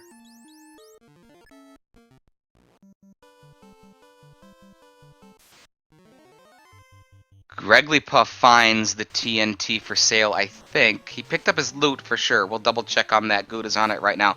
He's headed towards the waterfall. Waterfall is required. It will yield the rod. 1 hour, 20 minutes. The thehangrycanuck leaves the Mirage Tower. Saves up. I gotta think he's gonna do the whole thing. All that firepower we just talked about, Brax. If he gets in trouble, there's a potential exit shot. I think he's gonna do the whole thing. He's gotta find that loose item. We think it's the adamant.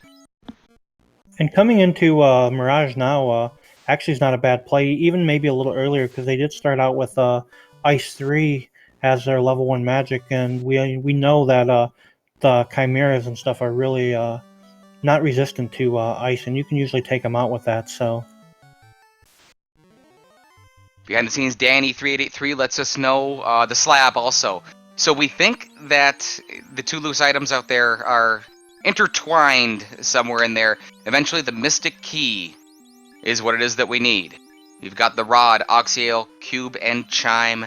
That is what's missing. That is required for the end final dungeon. And it looks like at this point it could be the adamant loose, which would lead to either A, the ribbon, which we know is still out there, or it could lead to the key, or it could be the slab change that leads to the key and or the ribbon.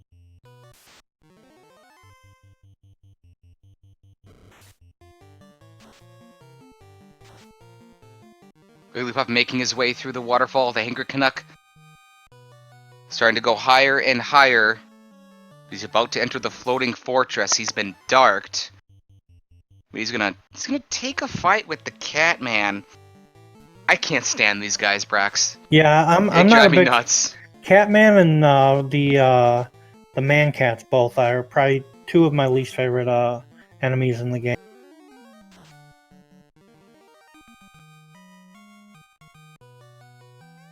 Now these guys, though, on the other hand, I don't mind these, especially in like let's say you get an early floater seed and you're on Cardia Isles and you start out with, let's say, like a zap spell. You can usually get some pretty good XP off these mobs with like an early zap.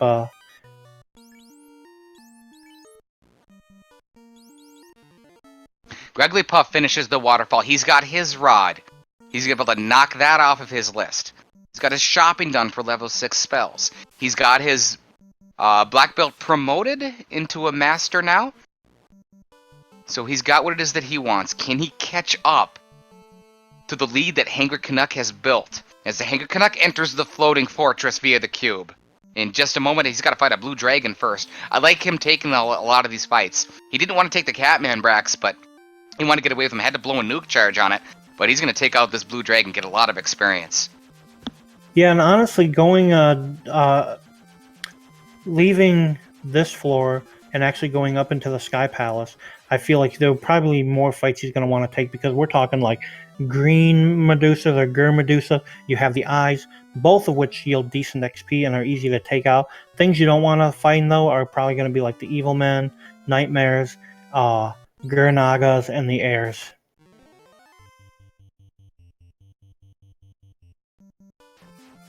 Finally getting together. We've been talking about it for a few months. Braxis Muse, recently graduated Duckling. Good friend of Wigglypuff, also recently graduated Duckling. Joins us tonight right here on Speed Gaming 2. My name is Will Cleosis. I am the Smooth Talker. Day 3, 2019. Spring Tournament for Final Fantasy Randomizer. Whole bunch of players, yeah. Gregory giving the crystal back to Matoya, getting the the chime. So I think Gregory has an opportunity to catch up if he makes the right plays, because we know that there's going to be some place he doesn't necessarily have to make that maybe the Angry Canuck did. And having the levels on that black belt, he might be able to power through some of this stuff, but I think it's going to depend on just what plays he makes. Mazmon, there's his preferred weapon. The Hangry Canuck loves this weapon. It's the versatile Mazmon. It's the winner of the 2018, last year's best weapon for the night in the end game that was voted on by the fans and the players alike. Hangry Canuck strengthens his position even more. With what you were saying, Brax, had Wigglypuff has not done Castle Ordeal, that yields the required Oxio. Had he done Castle Ordeal and gone to the Sea Shrine and a loose item be there that's required, adamant slab, something that leads to the Mystic Key, I think he could have caught up a lot easier. Yeah, with him sure. being in the same dungeon as Canuck, I think it neutralizes his chances, at least right now, as the clock keeps ticking and ticking in this match. And the more that clock ticks, the closer you get to done in a winner of this match. Oh, I totally agree. One thing I want to make note, though, on Angry Canuck side that you just saw Gregory do is most of the time when you have an item that can cast an ability via defense sword, white shirt, black shirt, mage staff, heal helmet, whatever it may be, you almost always want that in the first or second slot. So when it comes to menuing, it's right there, and you don't have to go through the menu to be able to get it going. Speaking of menuing, the Hangry Canuck is very high in the floating fortress, and he's got his heal potions are in the teens. He's got, I think it's a little over a dozen heal pots. Now he's close to the end, but I think he's got heal 3 as a backup. But we want to keep an eye on that for sure, because these wizard vampires did a number on him, and he adjusts. Great move from Hangry Canuck. He knows he's low on heal pots. He ran from that wizard vampire fight. Little things like that. Great move from Canuck. Well, and as Falconic saying in chat, he did skip the star floor. So if there was an item required there, that could really pose some issues.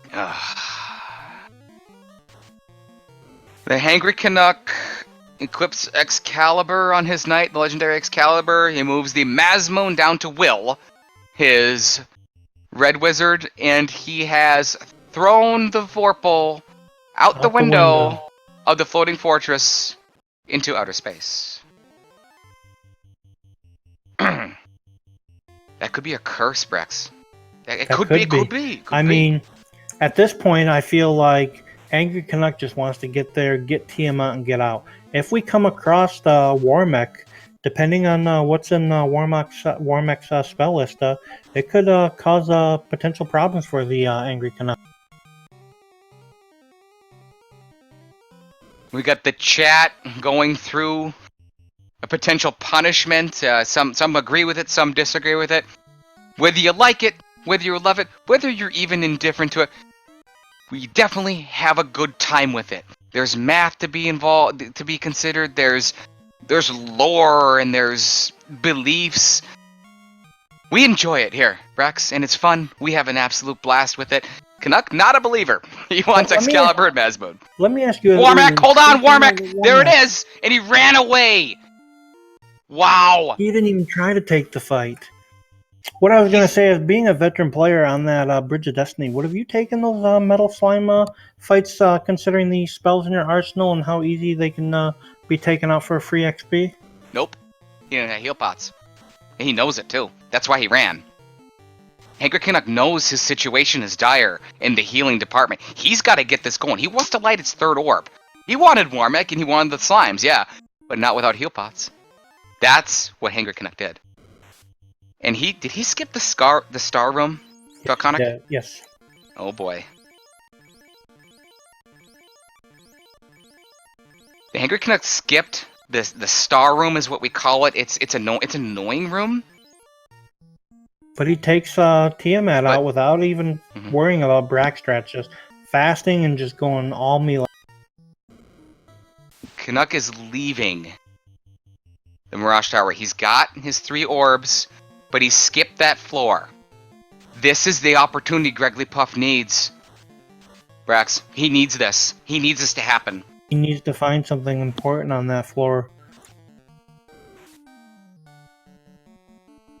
We got the chat. We still, though, haven't found a loose item. It's crazy that we have 3 orbs lit and yet have not found a single loose item.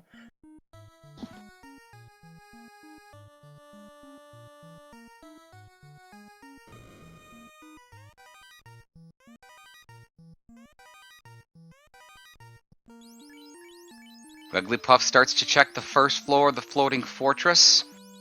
He Grabs finds his Mazmoon. Hangry Canuck directly back to the new Elfland to buy a whole ton of heal potions. He had to pass on the Warmech, and we think he passed on going backwards to the Star Room because of his dire heal pot situation. We think he's aware of that. Could he be punished for it?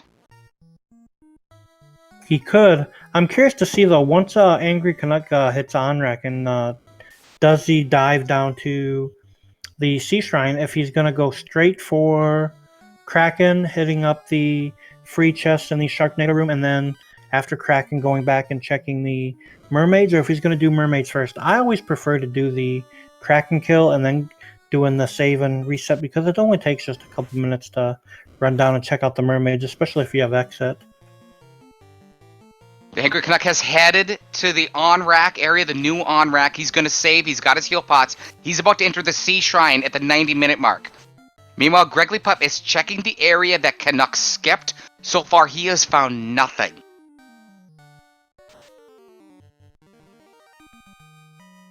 And to answer a question in chat from RD Platypus, we actually are. We're missing the Adamant, which is a fetch quest that could lead to either a ribbon or a key. And we are missing the Slab, which once translated could also lead to either the ribbon or the Mystic Key.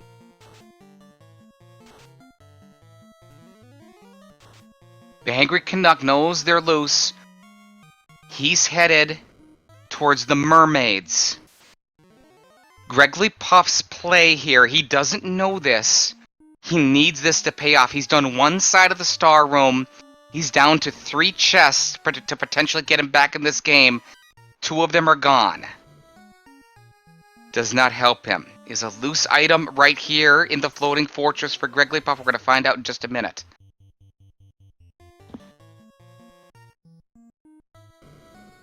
Couple more chests, 2 more chests, not 1. He gets a mage staff and a stick. Nothing. And it looks like Angry Canuck is going to go right straight for the mermaids, Ooh. hoping that he finds something before he takes on Kraken. Gregglypuff strengthens his party more. Just increment by increment, Brax. He picks up, an Aegis Shield early. Then gets a Vorpal, utilizes the Vorpal, moves on to his preferred way with an Excalibur. And then a Masmo. Then there it is! The Mystic Key. The Mystic Key has been located. The Hangry Canuck, 1 hour, 32 minutes, has entered Go mode. He doesn't care, Brax. He just exited and left. He's gonna step on it. He knows at this point that he's in Go mode. He needs to light that last orb and go right for Temple of Fiends Revisited. I want to say that's a veteran move because the amount of chests that are still down there, some people may want to just dig it out for, say maybe like a white shirt that he's missing, or maybe the power bonk that he doesn't have. No, he's not doing that. He's ready to go. Yeah, you'd like to have it. Maybe you'll check a free chest or 2, a validation chest, maybe the Sharknado or a couple that you walk by. He just told me that he's not interested whatsoever in that. If we assess the Hangry Canuck situation, he's in Go mode. He only needs 1 more orb. He's got his weapons that he wants. The Masmone, he's got a defense sword. He's got a couple of ribbons. He's got Nuke at level 2. Does he go back and get life too? I don't know. We'll have to assess that. Hangry Canuck's ready to take on this endgame. And honestly, the direction that he's going, I don't even think he's going to check the Sharknado room. I think he's just going to go right past it and just move on. Yeah, he's starting to fly. Hangry Canuck has played a great game. He moves up to level 23 on all 3 of his light warriors. And you're right, Brax, he's stepping on it. Aggressive play from the Hangry Canuck. But I mean, although having a white shirt would be nice, he does have the defense sword. So if it does come down to his fighter being the last one left for Chaos, he can cast a couple charges of defense sword, if at all possible.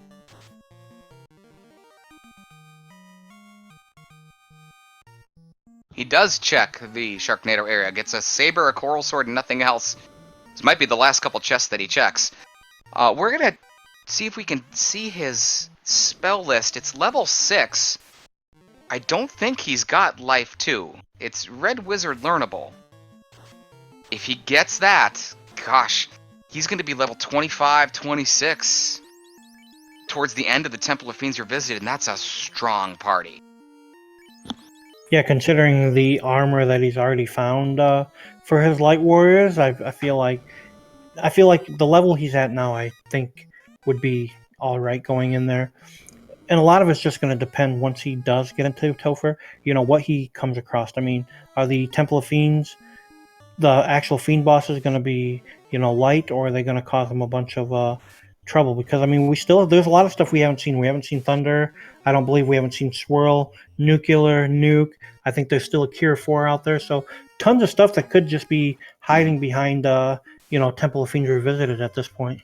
Yeah, and really the only option we got to see that potential pool, because that's a separate pool, was Warmech, and Hangry Canuck had to run from him. Gregglypuff has made his way towards the Bridge of Destiny. He's trying to light his first orb. He runs into some metal slimes. Now, Canuck had back-to-back slime tiles, didn't he? And then Warmech? So, we're going to keep an eye on this here. Could Warmech pop up again? Chat, you got to let us know. Triple S RNG's out. You want Gregglypuff to potentially dismantle that big tin can Warmech. And I mean, at this rate, if he does, our Hydra's crack his black mage or black belt and just sends him right to the ground. The Master just got hit by Crack. Crack is an exclusive enemy skill. Earth Elemental. And it got through into his super-powered Master. That Master is not impervious, and you just saw it right there. Crack is in the spell pool for the Temple of Fiends Revisited refights and Chaos. And he's out of life charges and he doesn't have life too! Oh my! Greggly Puff, look at him stare at his screen. He's gonna move the red wizard to the top and put the Maz Moon on the red wizard. And look at his armor, he's got a ribbon on there. And he's gonna heal up. If I was He in better not hit Greggly's Warmech. position, I would put the white wizard up top and hope that he's got Brack on the other two guys to get the Brack strat. He wants to get to Tiamat first. First he's got to get through the Bridge of Destiny, and he does. He's looking for Brack and Bane. Right now he's got 3 hits of each on Learn. He's nervous, and that's what he does. Brax's Muse, what a call. This is your buddy, Greggly Puff. You want the fight? Take the fight, Brax. Give it to us. Well, I mean, at this point, the last thing you want to do is reset. So I think his only option at this point is to keep both of his Brack Banecasters alive and just go for it and hope for the best. That's what he's doing. He's firing back. He uses Wall to protect Owen. Fires Brack into Tiamat. That's no good. Tiamat blasts Owen. He's using a dual strategy. He can attack melee-wise, and he's going to try to insta-kill Tiamat, Brax.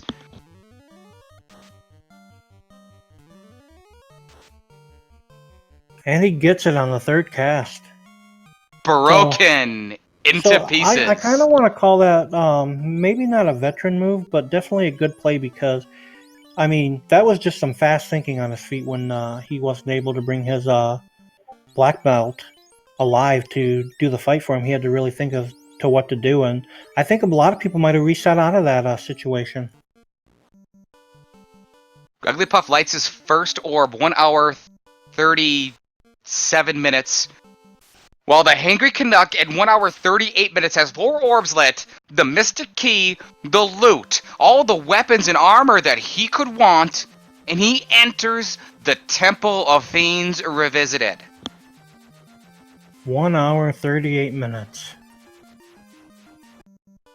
And I kind of like to think that sometimes in a seed, once you hit Temple of Fiends Revisited, this is when the game sometimes starts because you can get just a messy Topher and just spend hours, going in and having to go out in and out because either you don't have the levels or the RNG from the bosses and the skills are just unbearable. Greggly Puff's making his way to Castle of Ordeal. This is required. It will yield the Oxyale. Meanwhile, there is one thing that Hangry Canuck has access to, very easy access, that he does not have, to our knowledge. I'm pretty sure he does not have Life 2. It's in level 6. It's learnable by the Red Wizard, and he's got 2 Red Wizards. I'm not sure if he knows that it's there.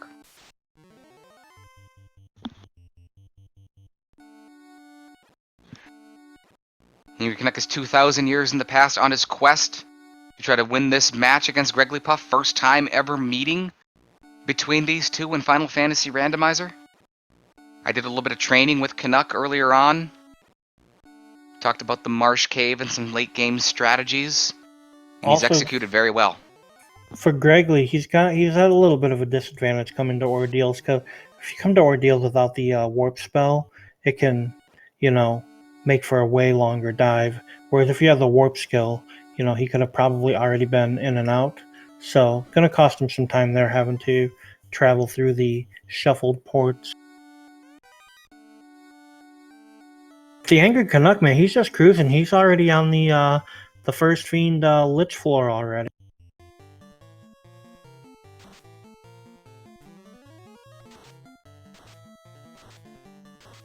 Wasted no time getting through those iron gulls and mud gulls.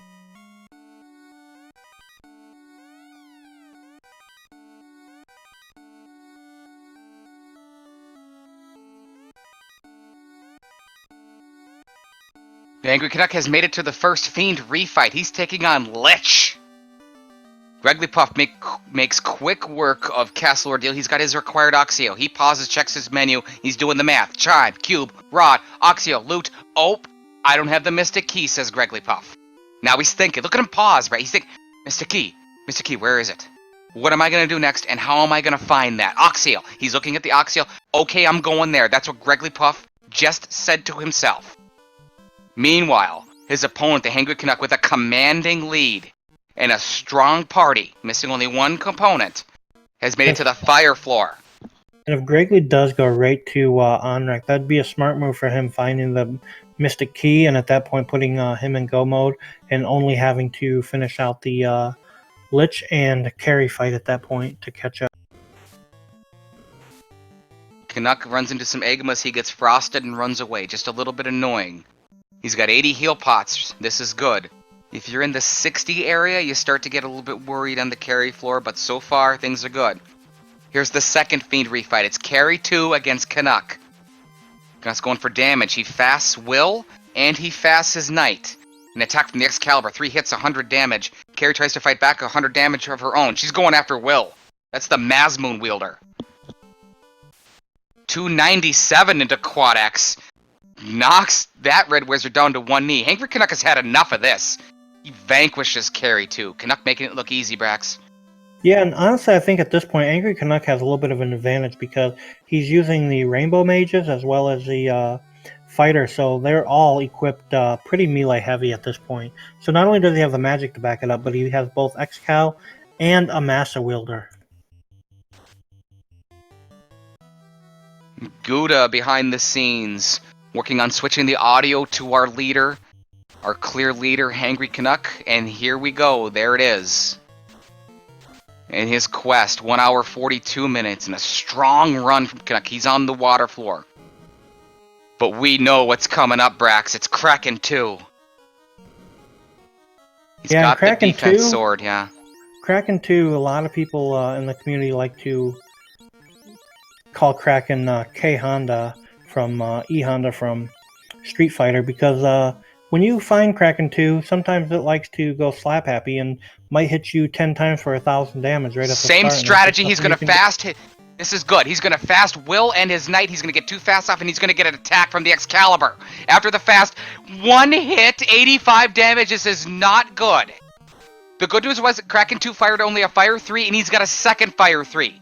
That's not going to hurt Canuck at all, but he's got to attack. That's the Mazmoon. 3 hits. Critical hit from the Mazmoon. 303. The Excalibur only 42. It's got to be the Mazmoon for Canuck. His preferred weapon, and it's good after one more hit for 114.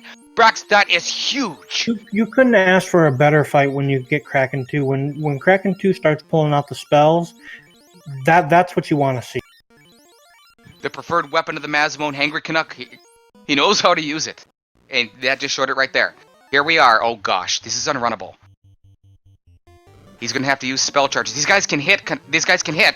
Gets a nuke off. It's going to take out most of the vampires. Gregglypuff has made his way to the mermaids. This is where he needs to be, and he knows what he needs. Gregglypuff is about to find his Mystic Key. That is going to put him in go mode. The Adamant will be the other loose item that will have lead to a ribbon. He's still orb short, though. Right now, this is the Hangry Canucks game to win. He runs into some rock galls just before the Tiamat fight. I mean, it's all going to come down to this Tiamat 2 and this Chaos fight for the Angry Canuck. He's got to get that Excalibur off that Knight. He didn't do it. He's going to go with the same strategy as dual fasts into his Excalibur and his Mazmoon. 3 hits for 69 from Excalibur. He gets the fast off. Tiamat fires Ink. He's trying to dark. She's trying to dark Canuck. It does not hit. It's a free round. Canuck going through his menu. He's going to attack. There's nuclear. Tiamat 2 is radioactive tonight on Speed Gaming 2. It does not take out Canuck. 7 hits, 457. Another nuke shot. Hangry Canuck takes out Tiamat 2 with all 3 of his light warriors standing. That could have been very bad for Angry Canuck if either or both of his red wizards would have died then. Does Hangry Canuck move that Mazmoon? First, but I want to think that when he gets to Chaos, he might move the bottom Quad X guy up for the fighter and just use him to take off some of the swing. Both are HS. Thank you for joining us in chat. That's a lot of passion, my friend. We love this game. The Hangry Canuck is here. He is at the final ultimate boss. He's rearranging his party. He's going to heal up a little bit more, get to full max HP. He's good on that. Put the ribbon on the... Now it all comes down to this chaos fight. Like, what is this chaos packing? Is he packing, nuke, double There it nuke? is. The Mazmoon has been moved to his knight. Great move from Canuck. I didn't see his armor. He's got the defense sword and the Mazmoon on the knight. The knight's going to be what we call his killer. I don't know if he's got the ribbon on the knight. Hopefully for Hangry Canuck, we will not find out. 1 hour, 46 minutes. It's the ultimate Fiend Chaos against the Hangry Canuck. This is for this match. And to win and go to 1-0 in the first round, Chaos gets initiative and fires non-elemental tornado into Canuck and did some damage into Will, his lead red wizard. But his lead red wizard, he put that there as a sacrifice. He's got the fast off, and he's going to try and heal the knight. It's all on the knight now with evasion. Chaos goes right after the knight after he realizes it, and he missed the knight. Round 3.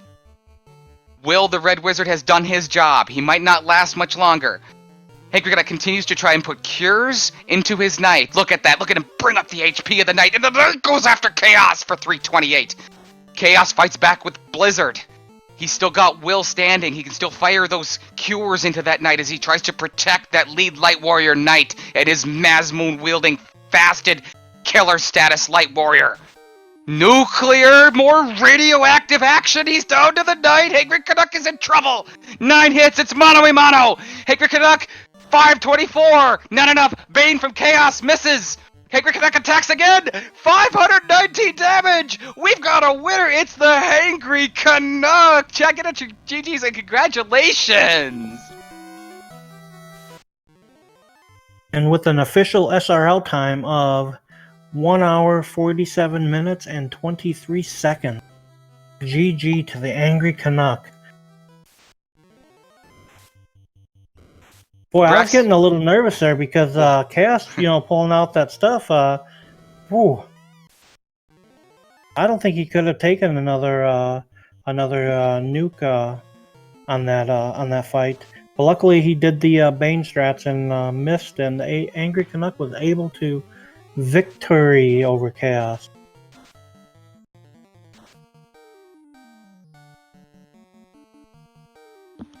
I gotta say, I feel overall, I think Angry Canuck played that seed pretty well. We have a winner, everybody, here on Speed Gaming 2. Can you hear me? The Hangry Canuck wins this match, moves to 1-0 in the 2019 Spring Tournament, and we've got him here. Canuck, we can hear you. Can you hear us? Yeah, I can hear you. I imagine you're probably pretty mad at me at this point. We'll get to that. Canuck, congratulations. Like, how's the other fella doing? Gregley Puff has 1 orblet at this point. Whoa, yeah, this was dangerous. 2. Yeah. He tried to go with the early grind strat. Lost probably 15-20 minutes dying, trying to get out to save after grinding his black belt. Ouch. Canuck, we've been talking a lot lately. I keep stopping by your stream. You had a practice earlier today. You had a practice the other day. We discussed some strategy. We discussed a couple different things. This is the best game I've ever seen you play. Yeah. By far, and we knew it. Do you know that? Yeah, no, I knew everything was just the right decisions and everything was going the way I wanted it. Just that key was like, where in the frig was that key?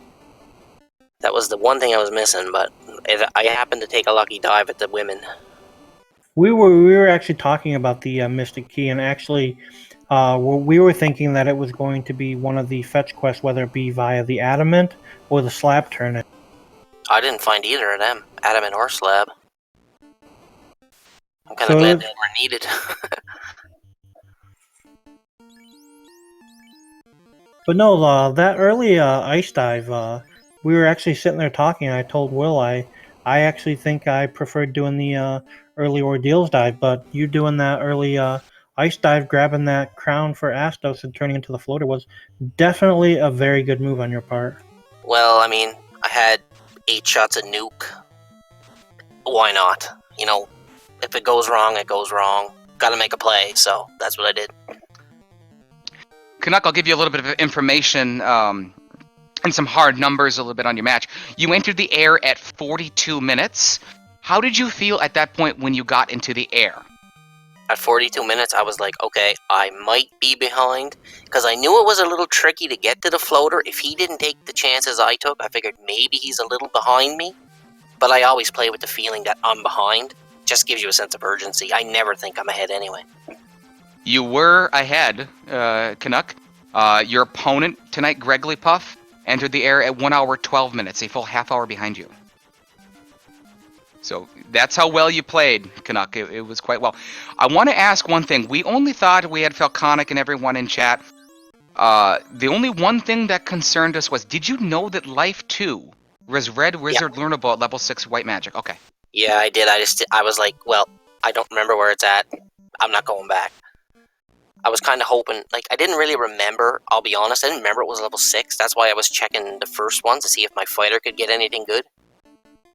But then I was like, at that time, I'm like, well, you know, they're pretty tough. I've got all the armor I need. I got all the weapons I need. Let's give her a shot and see what happens. The other thing, go ahead. The other thing too was once you were in the Sky Palace, you missed the Star Room. In the event that would have led to, say, the key or required item, that could have posed some problems for you. Yeah, but I made a bet to myself that I wouldn't skip anything, because every time I've skipped something, I ended up getting frigged by it because it was the floater or whatever. But the way I thought about it is, well, there's way more chests in the vault. There's way more chests in the sea shrine. If that spider room had something, so be it. That's the way I looked at it. Definitely a gamble that paid off for you in the end. It was an interesting progression here, Canuck, in your weapons. So we're going to talk about the elephant in the room, and I'll give you the floor, my friend, for what it is that you like to do. We respect you here. You get into the airship. One of the first things you did was the Cardia Islands. You picked up the Vorpal. You put that right on your knight. Best weapon you had at the time, I would certainly think. Then you progressed. You did Earth Cave. You picked up the legendary Excalibur. You moved the Vorpal down to, I believe it was Will, your red wizard. You put the Excalibur on there, and then you found the Mazmoon. Tell us a little bit about the progression of your swords, how you use that, and what you prefer in your swords for the endgame. Well, I like the sun. Like, I got the sun sword, and then I had the Vorpal, and I'm like, well, alright. If I need it, if need be, if I don't find the Mazmoon or the Excalibur, I can go on the Vorpal. Like, I'm not doubting the power of the Vorpal. You can go on it if you need it. But then I found the Excalibur, and I'm like, well, okay, Excalibur, Vorpal, Sun, that's good weapons in case my magic runs out and I got a whole day to win. Then I found the Mazmoon, and I was like, well, Will's commentating, he's gonna love this. So, and I was in the Sky Palace, so I was like, why not? We were able to catch that, and we did have a good fun over it. So obviously the Mazmoon is your preferred endgame weapon, and you used it quite well. You switched it over to the knight for the Chaos fight. It did a whole bunch of damage, and Canuck, you just moved to 1-0, my friend. Yeah, it felt like a good seed. I mean, the start was a little rough. I liked those iguanas with, I don't remember what he had. Nuclear, I think it was, but that was pretty fun. Shadows with Nuclear was fun too, actually. The other thing, too, that we noticed is when you went to go turn in the Crown to Astos, is you had the ship, and you started to travel over to the river system, and then you reset out, docked at Elfland, and then made the run up there. Did you see what the river monsters were like? Yes, the Hydras had damage poison, and they like to use it. Oh my god, and they like to first strike you every time. If I could avoid the river at all costs, I was. That's why when I was going to the ice cave, you'd see me use a tent, I'd take 3 steps, use another tent. Because if you get caught up in that, I mean, you could go nowhere for the longest time. Other than the Life 2, which you've obviously explained you felt comfortable and you got the job done, you got it done really well. The TNT, subtle move from you, Canuck. You saw the TNT for sale. Tell us about what you did and what you did to buy that TNT. Okay, you guys are probably going to laugh at me now, because I seen the TNT, and I was like, okay, wait a second, is this going to turn into the canal? I wasn't sure. So I was like, I'm flying by anyway, I'm like, well, you know what, let's take the risk and go see if we can get it. Because I thought it was going to turn into the canal, to be quite honest with you. So I'm Yeah, like, well, yeah, we'll take a shot at it and see anyway. And that's kind of Happened- what we were talking about that the other day when we did a little bit of prep work. You haven't done a lot of prep work for this tournament, but I tell you what, you couldn't tell tonight other than maybe the Life 2 or turning in the TNT to start gathering not only that information but the key items for a potential key item boost in experience. Yeah, I see Gregley's heading into Temple of Fiends now. Oh man, the encounter table was bad. There was like 5 in a row where you got 5 encounters in 2 spaces, I think. It was nuts. But the Going back- Fiends weren't that bad. TOFR wasn't that bad at all. Nobody hit hard. The only thing Going- was Carrie had nuclear, I think, or someone had nuclear. Chaos had some Chaos was coming after you, but you took care of him before he could get into you. More hard numbers. The Hangry Canuck, our winner tonight, entered the Temple of Fiends Revisited originally at the 1 hour 38 minute mark. Gregly Puff has entered now at the 1 hour 56 minute mark. Okay, I have to apologize to everybody out there. I'm sorry, I did not fight Wormack, but I had about 10 heal potions left, and I was like, I want to fight him, but I don't have the resources. So that's why I ran. Yeah, and me and Will were actually talking about that because there was a few of those metal slime fights with your spell arsenal that would have easily taken out. And he said it was probably the lack of heal potions that forced you to run. It was. That's the only thing that if I would have had a full stack, see that's a problem I have. I don't restock before I go place to place sometimes. If I would have had a full stock of heal potions, I would have probably searched for Wormack.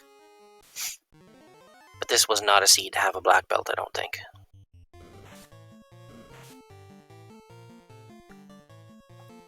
But he's gonna rip through the Fiends because they're not that hard to begin with.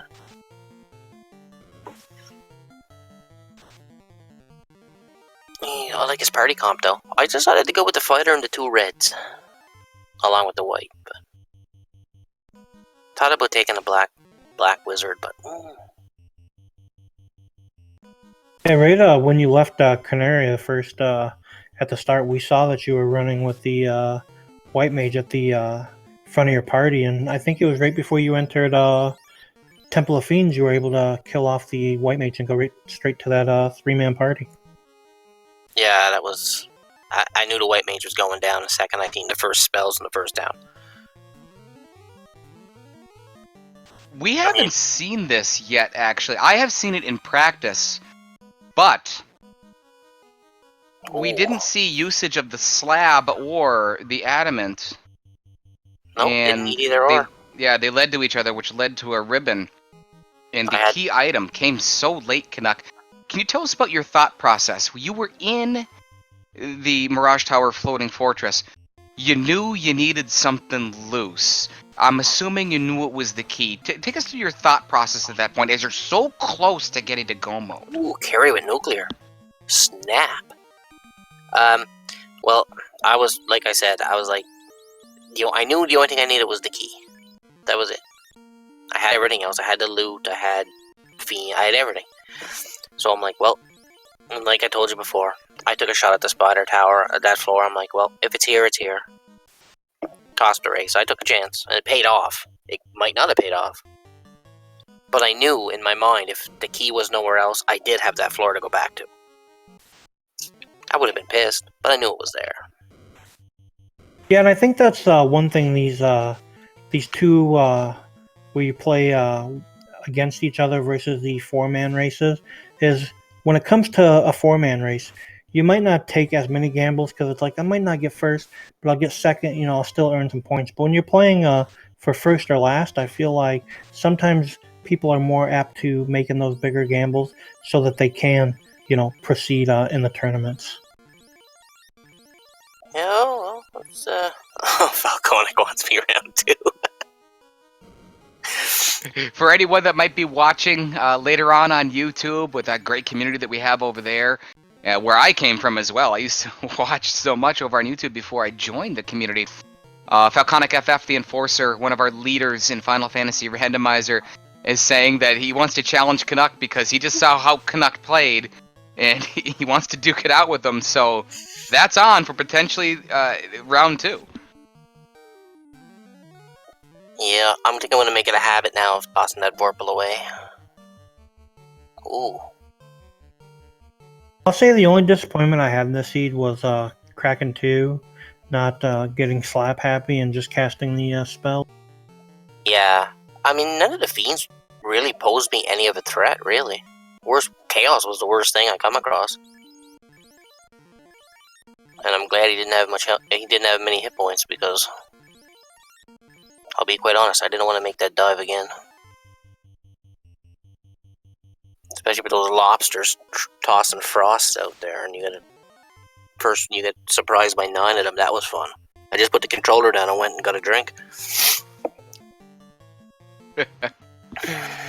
Greggly Puff makes his way to Tiamat 2. Hangry Canuck played Tiamat 2 very well. Probably gave Canuck the most problems, but it wasn't too bad. There's a Lightning 3 from Tiamat 2. Greggly Puff gets the wall off afterwards, but he's going to attack and heal up. I don't think it's going to be too much of a problem for Greggly Puff. Fires a nuke into Tiamat 2. That's 173. It's good. Greggly Puff is through. I'd actually bought Exfer. Did you notice that? I did. Do you want to know why I bought Exfer? Why'd you buy Exfer? Because if Chaos had really high absorb, I was going for the Exfer break strat. Where'd you learn that? Where'd I learn that? Mm-hmm. I don't know. Greggly Puff has made his way to the ultimate final boss of Chaos. He's in great shape, Brax. I think he's gonna take Chaos out pretty quick. He's got this. He's got more than enough firepower to do this. But I will say, Angry Canuck, one thing I saw Greggly do that you didn't do is Greggly actually picked up the lamp spell. So, veteran move right there on his part. I thought it was a good move, just in case, Canuck. I mean, we might want to talk about that strategy later on. Just like that, Greggly Puff disposes. Wow. What did the Black Mage do? About $2,000? It doesn't matter. Greggly Puff dispatches of the Ultimate Final Fiend Chaos. He has finished this match. Congratulations and GG's to the recently graduated Duckling Greggly Puff. He finishes 2 hours, 2 minutes, 37 seconds. Behind the scenes, I see Gouda and Danielle, Danny383, trying to go ahead and see if he wants to come on down. So we're going to see if we can get him here in just a moment. I'm going to go talk with him right now.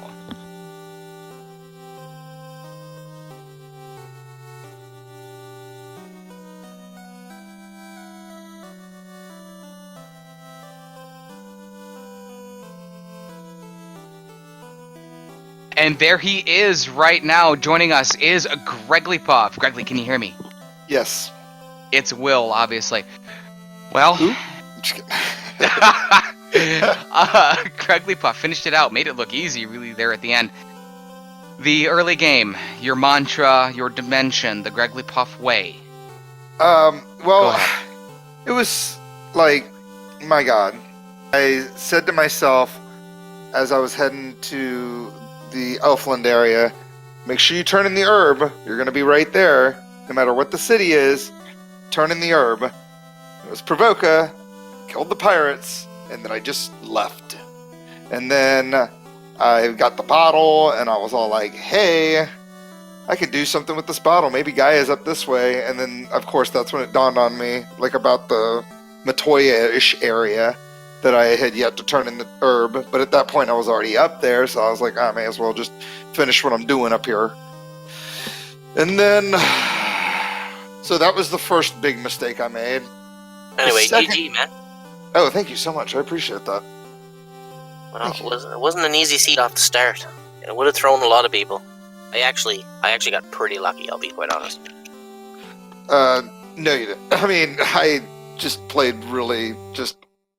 If you had lost to me, I would have felt bad, because I did some seriously bad playing. The second huge mistake I made, of course, everyone saw, was me trying to grind the Agama, running out of heals, realizing there was no way I was going to fight Carrie, and I was about 2 tiles away from getting out of Volcano, and then took a wipe. Ouch. Yeah, and that cost me about 20 minutes. And then the last mistake I made was full clearing Sky before checking Ordeal. Yeah, I skipped the spider floor in Sky. I was like, well, if something's here, I'm not going through these 7 rooms, I said. Yeah, I mean, it's not a bad play considering there were still 2 loose items at the time. But if I had gotten the Oxio first, I might have gone to C first and not done Sky and found the key, and that would have put me in go mode. I didn't go to C because I couldn't remember where it was at. That's why I went to Sky first. I was flying around. I'm like, where the heck is Kraken at? I'm like, I don't know. Well, we'll just do Sky and get it over with. Oh my god. But since you addressed it, Greg, I'm going to add just a little bit to it because while you were diving into Volcano, Angry Canuck was actually up in Ice Cave searching for the incentivized item. And I know that the Agama tile is like your go-to grind. So I assumed because of all the flustering early on with the herb and things like that, that was kind of going through your head as I'm behind. I need to get this early grind on. And that's what I told Will. I said that's probably where he's going. But I felt like with the heal situation that I probably would have taken like 1 or 2 maybe less fights, knowing all the lava I had to traverse out with the potential getting into a fight. At that point, when you waited till the very last heal, I looked at Will and I said, it's 50-50 if he goes out and saves it, or if he dies, or does he just go and hope to get like the easy carry kill at that point, and then, you know, getting a free orb on the way. But I mean, it was just that last tile that got you was just absolutely absurd. What level was your black belt when you started walking out? It was like 21. It was too low to take on carry. Carry was pretty weak, actually. Really? I did not one-shot her with my black belt, and she hit my black belt pretty hard. So I'm not sure I would have. I took a fighter and 2 red mages, and I killed the white mage off right away. Yeah. That was another thing. I will say this though, Gregory, because we're keeping track, and by the time you got the airship versus the Angry Canuck got the airship, you were like 31, 32 minutes behind. So to be able to make up all that time and only coming in like 14 minutes behind really showed that like your late game, you really made a bunch of good plays, but I just felt that you were just too far behind at that point in order to be able to catch up.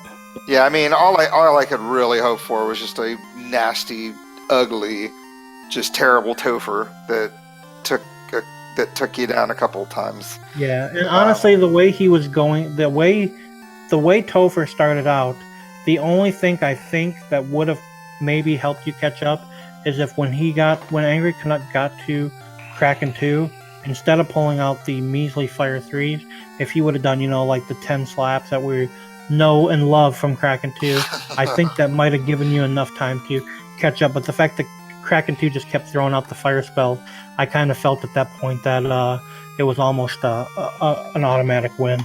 Yeah, I should have. I should have just left Volcano once those Agamas. I mean, they were just beating me down, and I was pouring heal potions into the guy. I don't know what I was thinking. And then I had the nerves, the feeling so far behind because of the herb situation, and yeah, and honestly, I feel like both of you guys players playing against each other and not knowing, what the other one is doing versus what you were doing. But we had a concern on our end, and that was it was so late in the game before you actually found a loose item. You guys are probably thinking, oh man, he probably found it early. Where could have it been? But it was literally right at the very end before any loose item was actually found. Yeah, I mean, I don't know where the slab was or what led to the slab. I didn't find a slab. I'm assuming it had to have been in Earth or another part of C. I full cleared Earth, wasn't there. Oh. I full cleared C. No, I didn't full clear C. The second I found a key was go mode. I didn't pick up another chest after that. I just went. Yeah, same here. And I couldn't believe you hadn't finished the game yet by then. I was like, well, maybe I have a chance. And to be honest, I wasn't counting items, loose items, because I never do. I probably should, but I don't. So I didn't know at the time. I just knew I needed the key, so I'm like, well, we'll just keep picking up chests. And I figured the women are the best density for my money, so. Yeah, I mean, I chalk that up to just good game. Good game. Angry Canuck. It was a challenge seed. It was. Did you get hooked off the start by the iguanas by any chance? No, they didn't do anything to me. I was too. I had already figured out how to do the power. I had already figured out how to manipulate my encounters, so I barely took any overworld encounters. Yeah, they had nuke. It was pretty fun. Oh, exciting! Shadows had nuke. That was fun. One last thing I want to add to you, Gregory Puff, is you were on the Bridge of Destiny. Your black belt died. You went through your magic and saw that you didn't have any life, and you just sat there.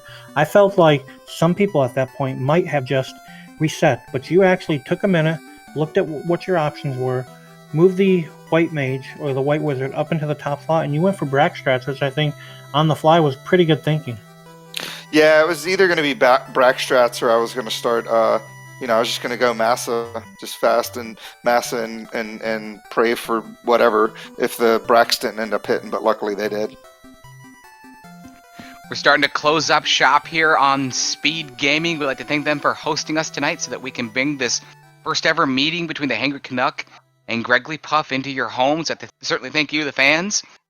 We're going to move on to final thoughts. We're going to start with our winner tonight, moving to 1-0. The unprepped, very lightly practiced, you couldn't tell tonight, but Canuck. Final thoughts on either this match or the spring tournament moving forward? Well, this match, I'll say Gregory Puff, GG, buddy. For someone who's just really starting to play, I mean, you did really well. I mean, I've been playing for a while, but I gave it a break, but still, you played really good, and you would have beat me had I made a few bad decisions, for sure. And I don't want to see any of yous moving forward, so can I quit now while I'm ahead? No, you can't connect because you're having too much fun. It's Final Fantasy Randomizer. That's why you're here. That's why everyone is here. That's what we do in Final Fantasy Randomizer. Gregory Puff, you took me out recently in one of these designs. Took me down. Moving to 0-1. That's okay. A lot of tough players in this tournament. Thoughts going forward in the spring tournament? I guess the main thing. First off, I love the flags. I think they're fantastic. It's always nice to, it really goes to show like your ability, your routing, knowing where to. All that. Main thing I'll remember: turn in herb. Second thing I'll remember: just give up the grind if it's stupid and you're wasting time and heal potions. And other than that, I look forward to whoever I face in my 0-1 match. Watch out for the most dangerous 0-1 that I've ever seen in my life, Lord Fizzlebeef. Yeah, I'm sure I'll get him, and then I'll just go 0-2. Thank you very much to both the Hangry Canuck and Gregory Puff for taking part in this great match tonight. All right, Braxis Muse, we finally got together. It was a blast. Thank you for sharing the commentary booth with me tonight. Thanks for having me, and honestly, I really hope that we can do this again, and I just hope the stars can align a little bit sooner than what they have for us tonight, but definitely a pleasure to be here. Look forward to doing more with you, and even some of our other commentary in the FF1 our community, so... Definitely, Brax. What's coming up right now is, Brax, you're going to be putting down the headset pretty quickly, and you're going to be picking up the controller. Tell the fans when it is that they can see you on the screen competing. Yeah, that's right. My race is actually going to be this Saturday, April 13th, and it'll be at 2 p.m. Eastern Standard Time against a player that I've known and love to enjoy sharing races with, and that is Len the Cat. I have multiple wins as well as multiple losses against him in this flag set as well as other flag sets, so win or lose, I think Saturday it's going to definitely be a showdown, and more than anything, it's just going to be a ton of fun to be able to play week 1 with him. Also coming up tomorrow, it's going to be right here on the Speed Gaming family of networks. It is a popular choice to have success in the spring tournament. Crab Cakes taking on Melee Wizard. That's going to be at 8 p.m. Eastern Time on the Speed Gaming family of networks. The call for that's going to be the recent duel getting back together and working together. That's Volcanic FF. He's the enforcer. And Lord Fizzlebeef, I'll be there certainly as well. We'd like to thank Speed Gaming once again for bringing us in to the fans' homes. Mr. Broadstone was our restreamer. Brax, the trackers, what a job. Yeah, honestly, great job to both Gouda and Danny. I believe it's their first or second time helping out here, so definitely want to thank them for coming on in here, because even without the trackers, I mean, this wouldn't be possible, so... Well, I'd just like to thank you both for the commentary and our trackers and our restreamers. It was fun. I'm going to watch the VOD because I want to see your guys' exact reaction when I kick that sword off the Sky Tower. You had to, didn't you? I had to, Will. I was like, oh, Will's going to love this. So I was like, let's do it. For both our players tonight, Gregory Puff and the Hangry Canuck. For my partner, Praxis Muse. My name is Wickliosis. I am the Smooth Talker. I am one half of Team Illuminati, one half of the Game Changers. Thank you for joining us tonight on Speed Gaming, whether you're watching live here on Twitch or whether you're watching on a replay over on YouTube. We love our community, we love our fans, and this is why we do this. For both players, Praxis Muse and myself, thank you for joining us, and enjoy the rest of the 2019 Final Fantasy Randomizer Spring Tournament.